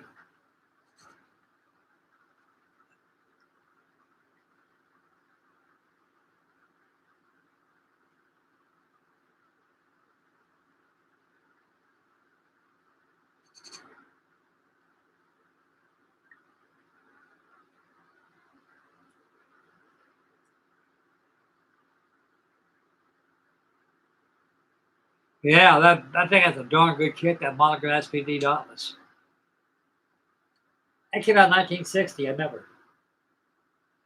The first quarter-inch scale shipboard aircraft came out was the TBF. That came out in 1958. I remember I got that. I got that for Christmas. And the plastic on it was really like a different kind of a blue color. And it came out. As time went by 1960, they brought out the SPD Dauntless. And then I was $1.49 it cost, I remember. And I bought that. And I said, wow, this thing drops bombs. Dive brakes works, landing gear retracts, prop turns, dresser hook works. Oh man, I'm loving this. And we built that. Pretty soon the Wildcat came out, and the SB2C Helldiver came out. The Hellcat came out. Corsair came out. They were really pumping out those quarter-inch scale models back in the 1960s, one of them was. And in 1974, they came out with the Black Widow and the TBD Devastator. They were really rocking out some quarter-inch scale models. Then they got into the bombers. Man, the Hit Wonder was a B-17. I got two of them. I got 1975. One of them was hanging out in my room in here. I got the other one in storage that I built. I remember it cost me $8.50 it cost. Man, they came out with a B-24 Liberator. It just got better and better and better as it went along, guys. God, they were good kits. See, even today, they're the best.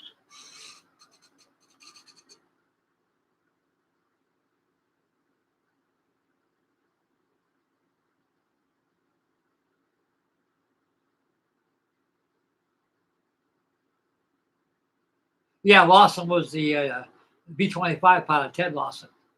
He wrote the book called 30 Seconds Over Tokyo.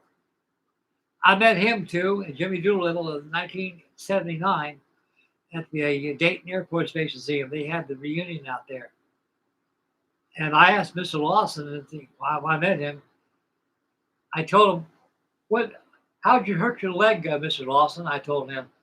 He says, we have earphone hangers on the left side of the console on the pilot's department. We got a little hanger right there. You hang your earphones on. He says, well, I hit that water like that. I was catapulted all the way through the windshield, and my leg caught that clip off the earphone clip. Same thing happened to Davenport, my co-pilot, except he came out cleaner than I did. He said it ripped me all the way from below my knee up to the upper thigh.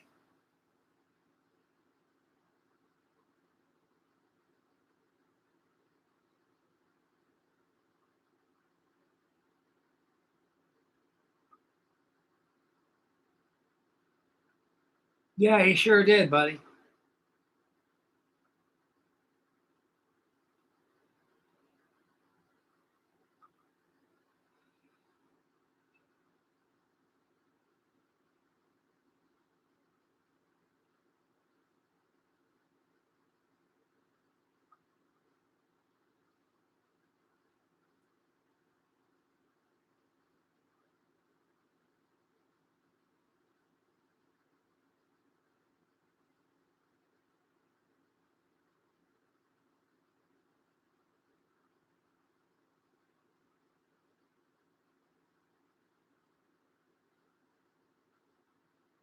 Yeah.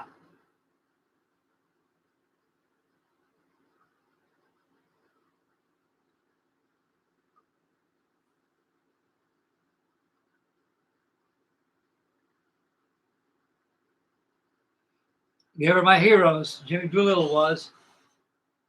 They were very nice. I'll tell you one thing. You talked about a sharp cookie, is General Doolittle. That man is a very small man, but I'll tell you one thing. He was a big man in a lot of ways. I mean, that guy he had his wits about himself. He was very smart. He was very intelligent and everything. I bought my book, 30 Seconds Over Tokyo in, and him and Ted Lawson both signed that book I got. Very nice. The rest of the Doolittles there too, I met. They were good. I even met Doc White there too, the one who sawed off his leg. Very, very nice people. That place was crowded too. Our chapter might be missed made a 1/48 scale B-25 to give to him, you know, and Jimmy Doolittle says, "You guys would not believe how many B-25s I have. I have one in here right now that belongs to me. That's a B-25 that's sitting in the World War II exhibit at the Air Force Station Museum. That's Jimmy Doolittle's B-25. It was presented by North American Aviation Company. I forget what the name of that man's name was. It's one the president. It was the president of North American Airlines, of North American Aviation, and they gave Mr. Doolittle that B-25. So he had it for a long time. He flew it around a lot and everything, and he donated it to the Air Force Station Museum. So anybody goes in there and sees that B-25, there's a mannequin of Jimmy Doolittle standing up talking to Dad about Mitchell, and that's Mr. Doolittle's B-25.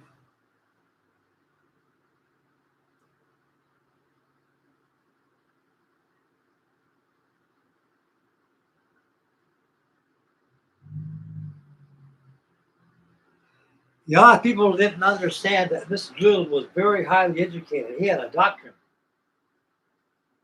This man was highly intelligent. A lot of people just thought he was just a racing pilot.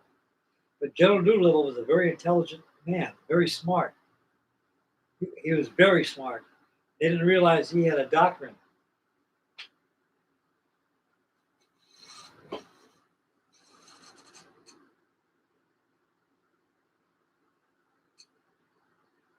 And the man knew his limits too.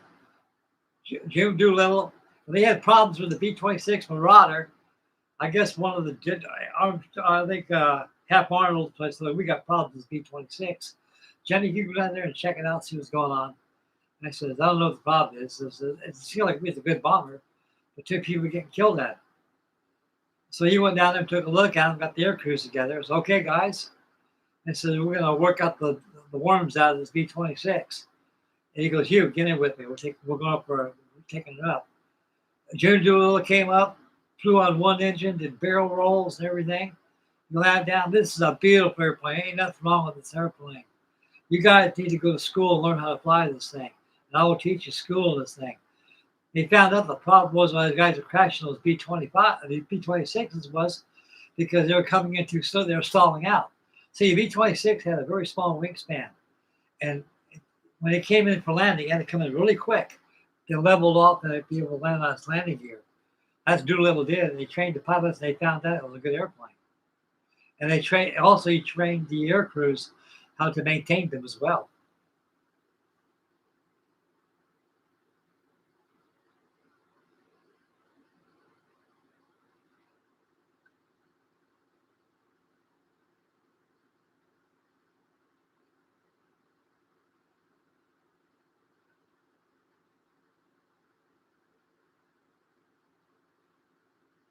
Yeah, that was it. You're right, Dangy. Because the plan was to take off on a Monday night. I think it was. I think it was Monday. They were going to take off that night, and that way the ship would get them closer in. See, the name of the game is getting there with the 400 miles, and they could have made and bomb Japan and go to Chongqing, China, and land there, and they'd be in turn from there. But also that during the briefings they had, it said if we're spotted by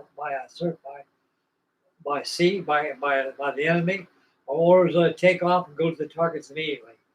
It says if you're attacked by air, take off immediately and make it to the closest land as you can. That was the orders were when they found that radar pickup boat out there.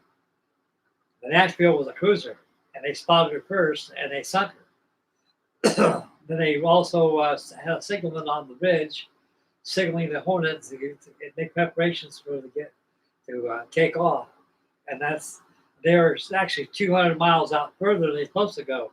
That's when they ran out of gas. Instead of 400 miles, they're 600 miles out.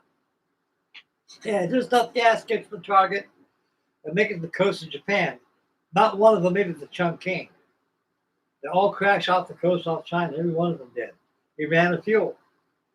And one of them made it to Vladivostok, Russia. They were in turn there throughout the whole war.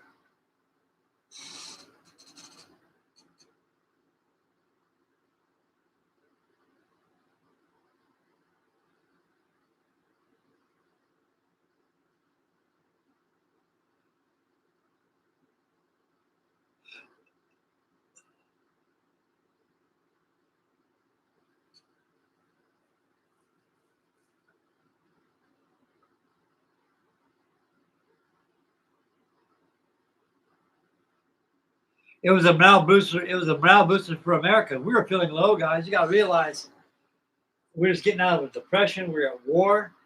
Pearl Harbor was attacked, and everybody was so darn peed off. So, man, we got to get the Japs somehow.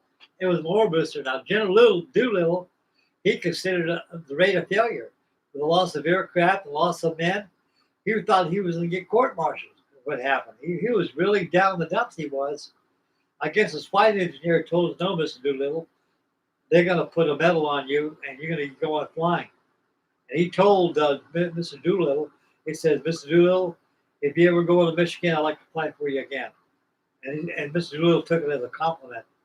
And he found that it was it did its job. It was a morale booster.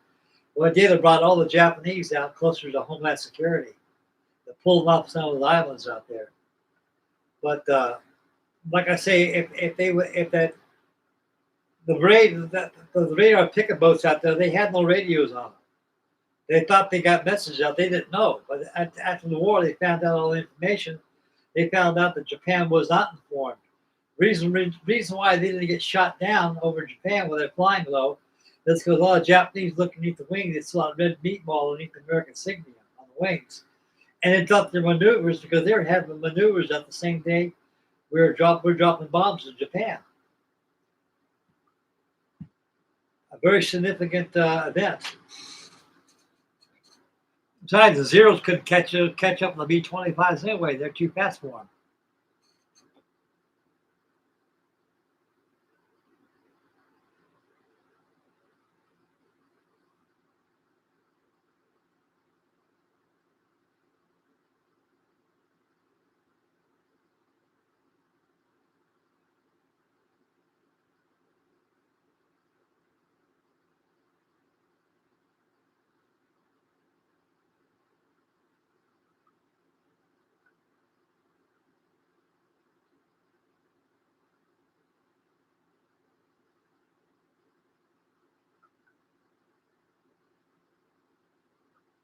Yep, he sure did. Brigadier General.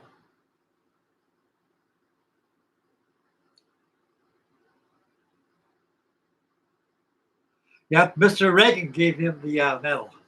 That was back in the 80s.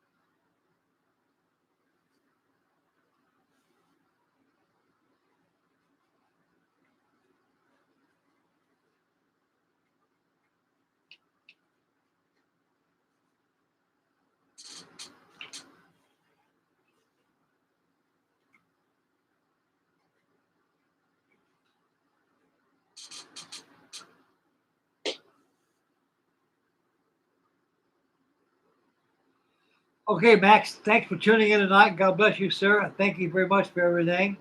And you wonderful videos. I watched a couple of your videos today already. Like you say, model on, my friend, and keep on bringing out those wonderful videos that you do. Take care of yourself, Max. God bless you, buddy.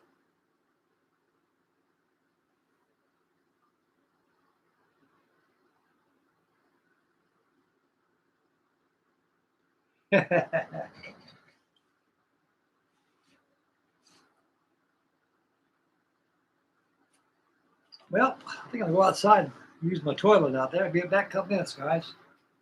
Hang loose, my dear friends. I shall be back. And I'll try to get tail feathers on this thing tonight.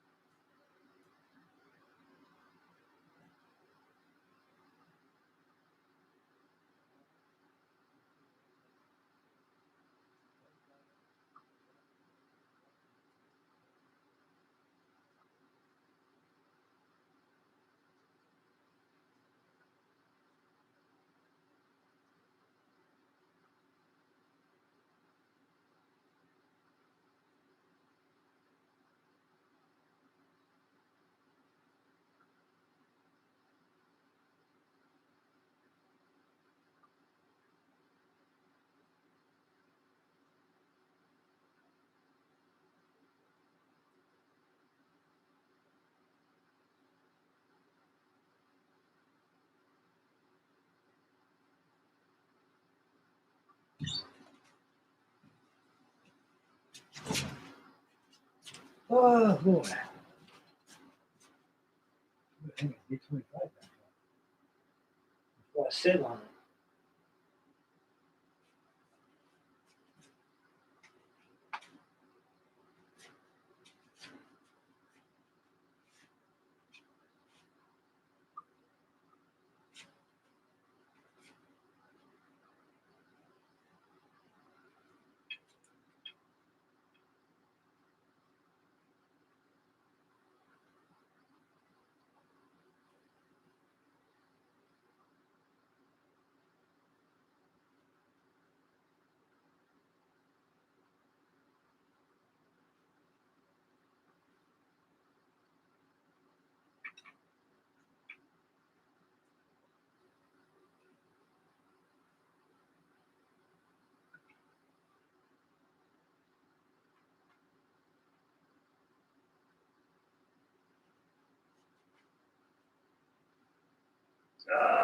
Cycle.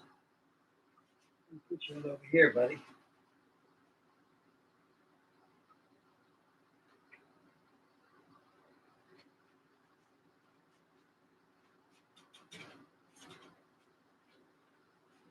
Okay.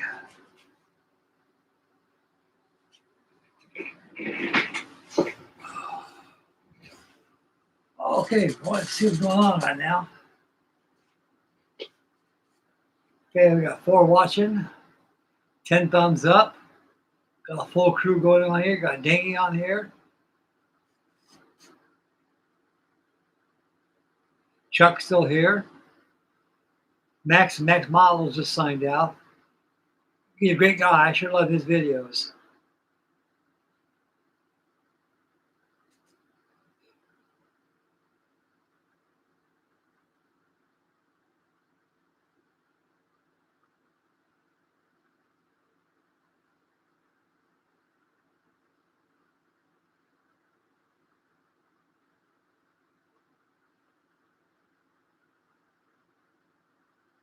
Yep, no TBF. Okay, where was I here?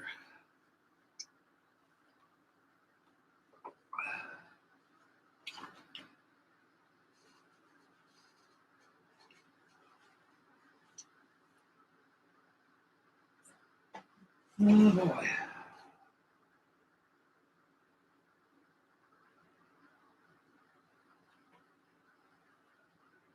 Stars out.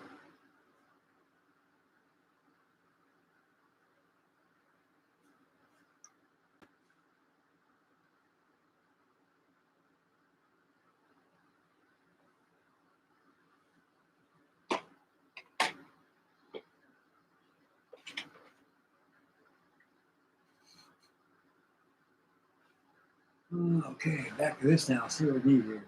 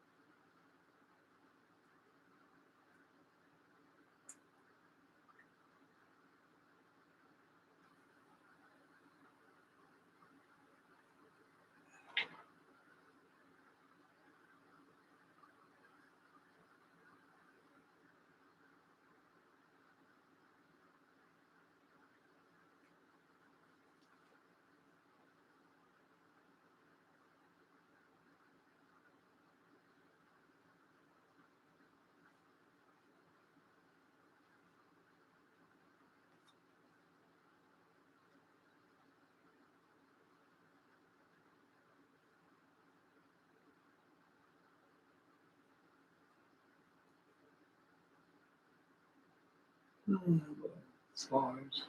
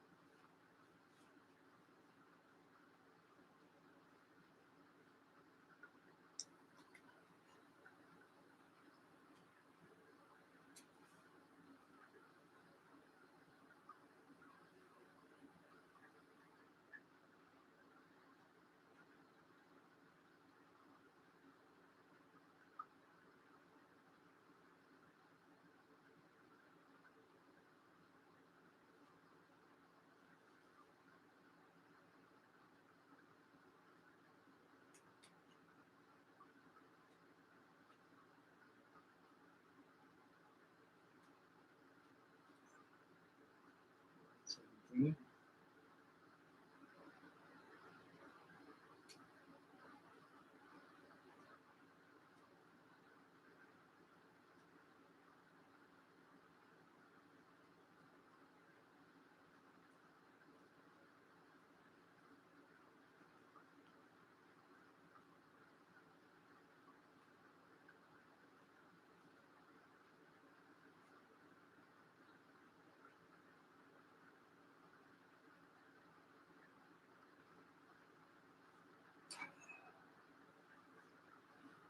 Okay.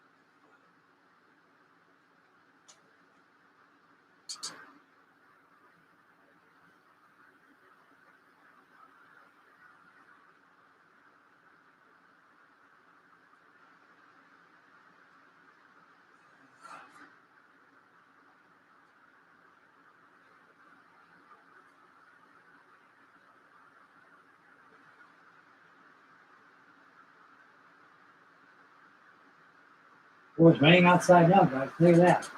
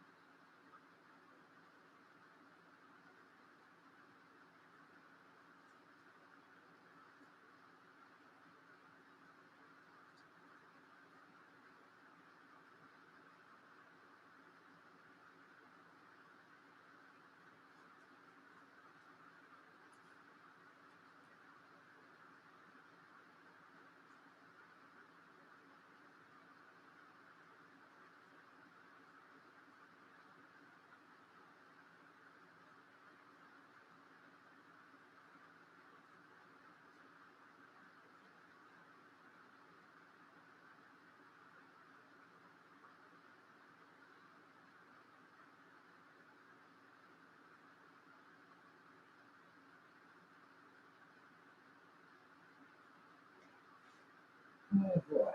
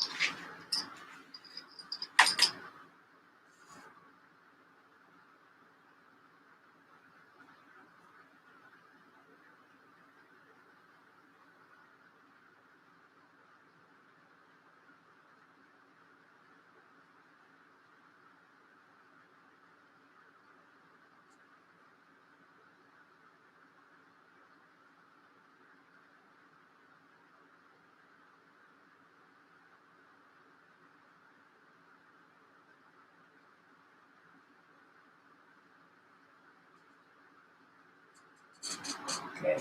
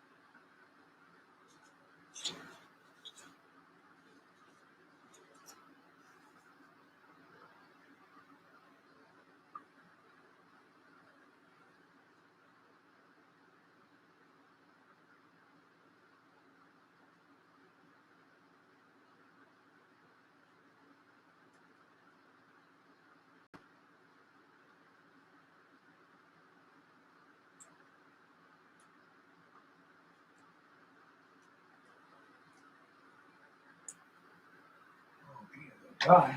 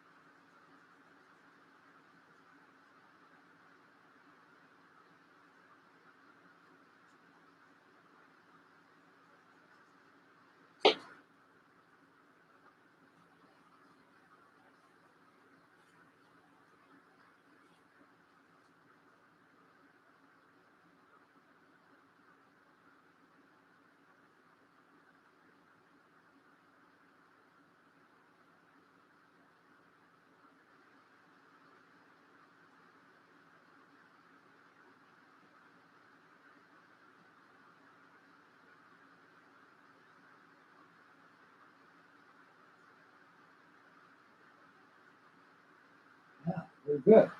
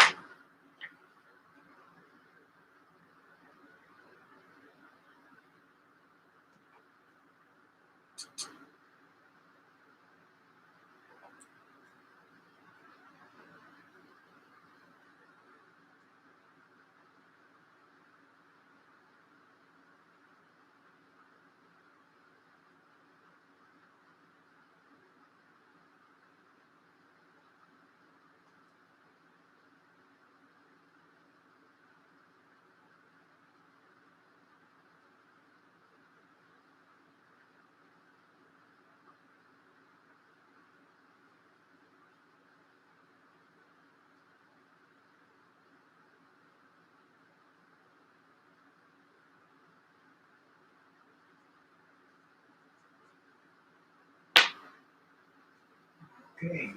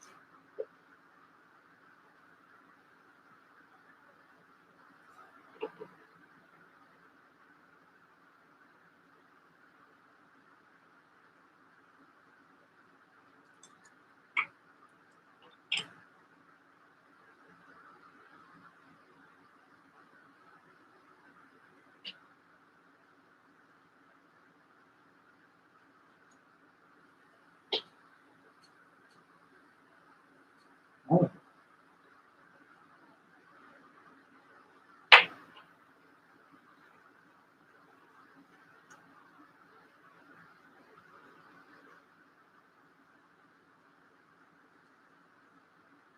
good. Very good.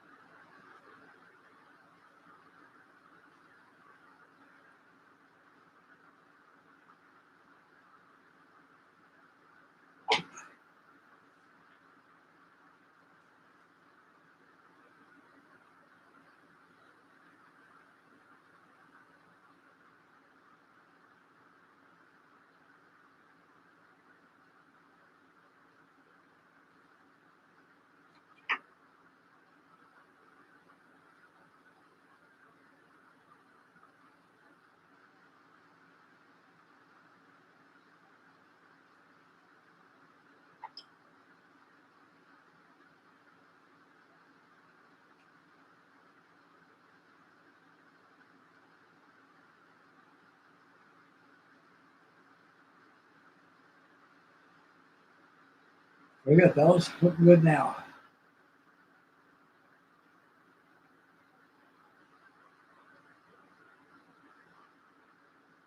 Let it dry. Move on to the rudder. Get that installed. Be it for the night. But that thing all day today. This thing. Oh Lordy.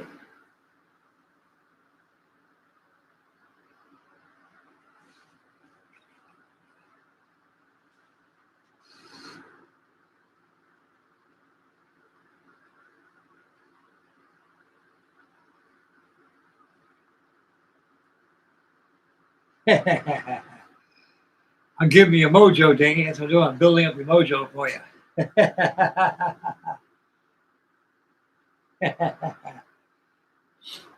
Ah, we go. One washing and 10 times up. We had a pretty good night tonight so far. 3 hours. We had Max. We had a very delightful and wonderful chat going on here. Everybody chipped in, enjoyed. It's the way it's supposed to be, guys. You know, welcome to be here and enjoy everything. You know, my mojo's at the par every day. I'm really glad I got this thing going pretty good. I'm constantly burning all the time. Make sure it's smooth.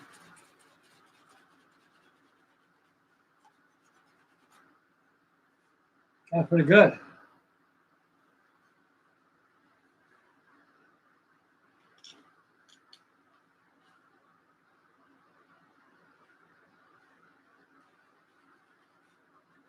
Yeah, this is SB2U today. Tight, but it works good. Got the stabilizer all done. It's got to burnish it out nice and smooth like the other one. The other one's came out pretty good. Keep good stain line through here.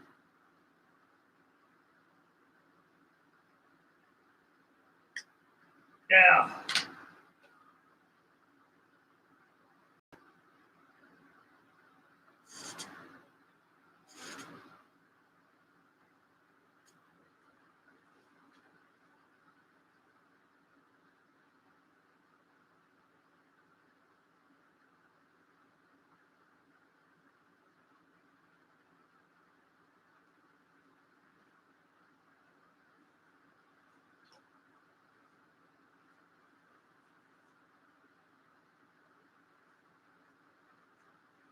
Yeah. It's coming out very wonderful.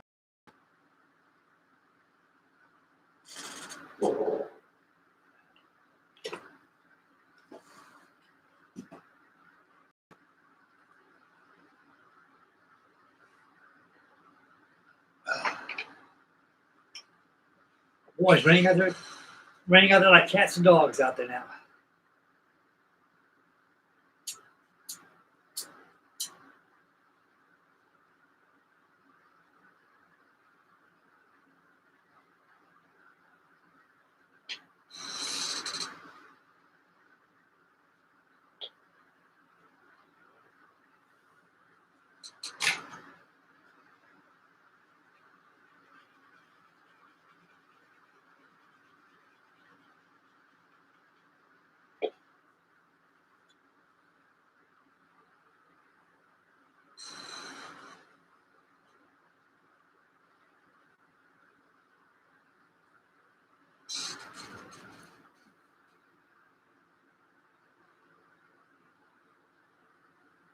Yeah, we're getting all your rain, dang it, all the way from Texas. Like Ohio, all the weather we get comes out from the southwest, comes out this way. Well, that's now Alberta Clipper pops in from somewhere and gets things pretty well chilled out and go. Well, we don't have none of those anymore. Boy, it's been deep freeze since November in Ohio last year. I believe I've never been so much cold weather in my life. Miserable cold. Yeah, it's probably I don't know. It's probably about that much out here too. Probably about 40 degrees out here right now. Maybe a little colder, upper 30s. I wouldn't give you more than 38. I got two heaters going here, so it's nice and toasty in this room here. This place, it's pretty well insulated. This stays warm pretty much in here. Don't freeze at all. I feel a little cold water, cold air coming from the floor. Because this building's off the ground, so I have to worry about being on the ground, having flooding coming in. So it's off the ground.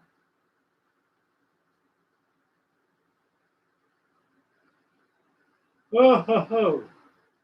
I'm already calling a rep tonight, guys. Well, Frankie is getting tuckered. I've been there 3 hours already. And we had a wonderful night tonight, guys. Really did. I'm gonna let this drive for a while, take it out, get it installed, and yeah.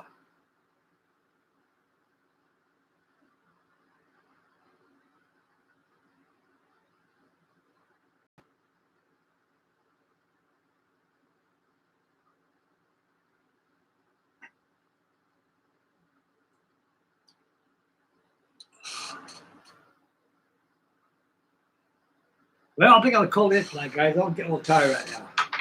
And tomorrow night we'll be on the B-24. Tomorrow I'll get it all primed up. And like I said, I made some special paint for it already.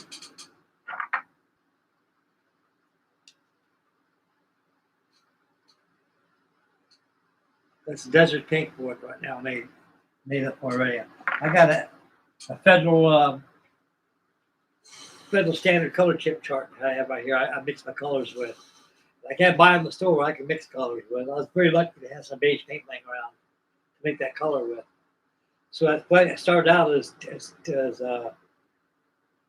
my flat flesh, and that was the base right there. That's what got me in the ballpark right there. So tomorrow's B-24 night, so stay close to that, everybody. We got more coming of the SB2U. We got a lot done tonight. At the fuselage will join. The stabilizer, which fits out like so.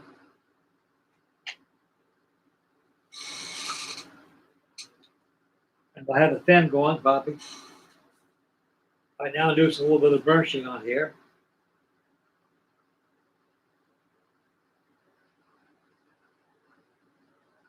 Yeah. Come on quite nicely, huh? I know that will squirt. Okay. Well, I'd like to thank all my new old subscribers for tuning in tonight and for watching. I'll give you on each one of you. Thank you very much. And stay close to tomorrow night. We had another live action video tonight. Being on the Monitor B-24. You guys don't want to miss out of that. Where they're going. And maybe Max Models will tune in a little bit. That was pretty good. We had Max is on tonight. We had a very wonderful night. I think it's the best night we ever had. Everybody's joining in the conversation and enjoying the commodity of everybody here and the models and everything. And yeah, we had a wonderful night. Okay. Make Mama happy. Take care of little ones. Stay focused, stay drive, wherever you're surrounding, and say your prayers. May God bless. And take care of yourselves, everybody. I love you guys out there. And thank you, Dingy, for the swastikas coming in and stuff. And thank you for everything you do for me. I'm very deeply honored you, buddy. Like I say, we get the stuff out of storage. Anything you need, let me know. It's yours. I got a lot of stuff that you probably could use. So thank you very much, buddy. I appreciate everything you do. And Chuck, too, and all you great guys. Matt and Lucifer Designs out of Canada. Thank you all, guys. You guys are the greatest there is. And see you tomorrow night. Like I say, make my God bless you all.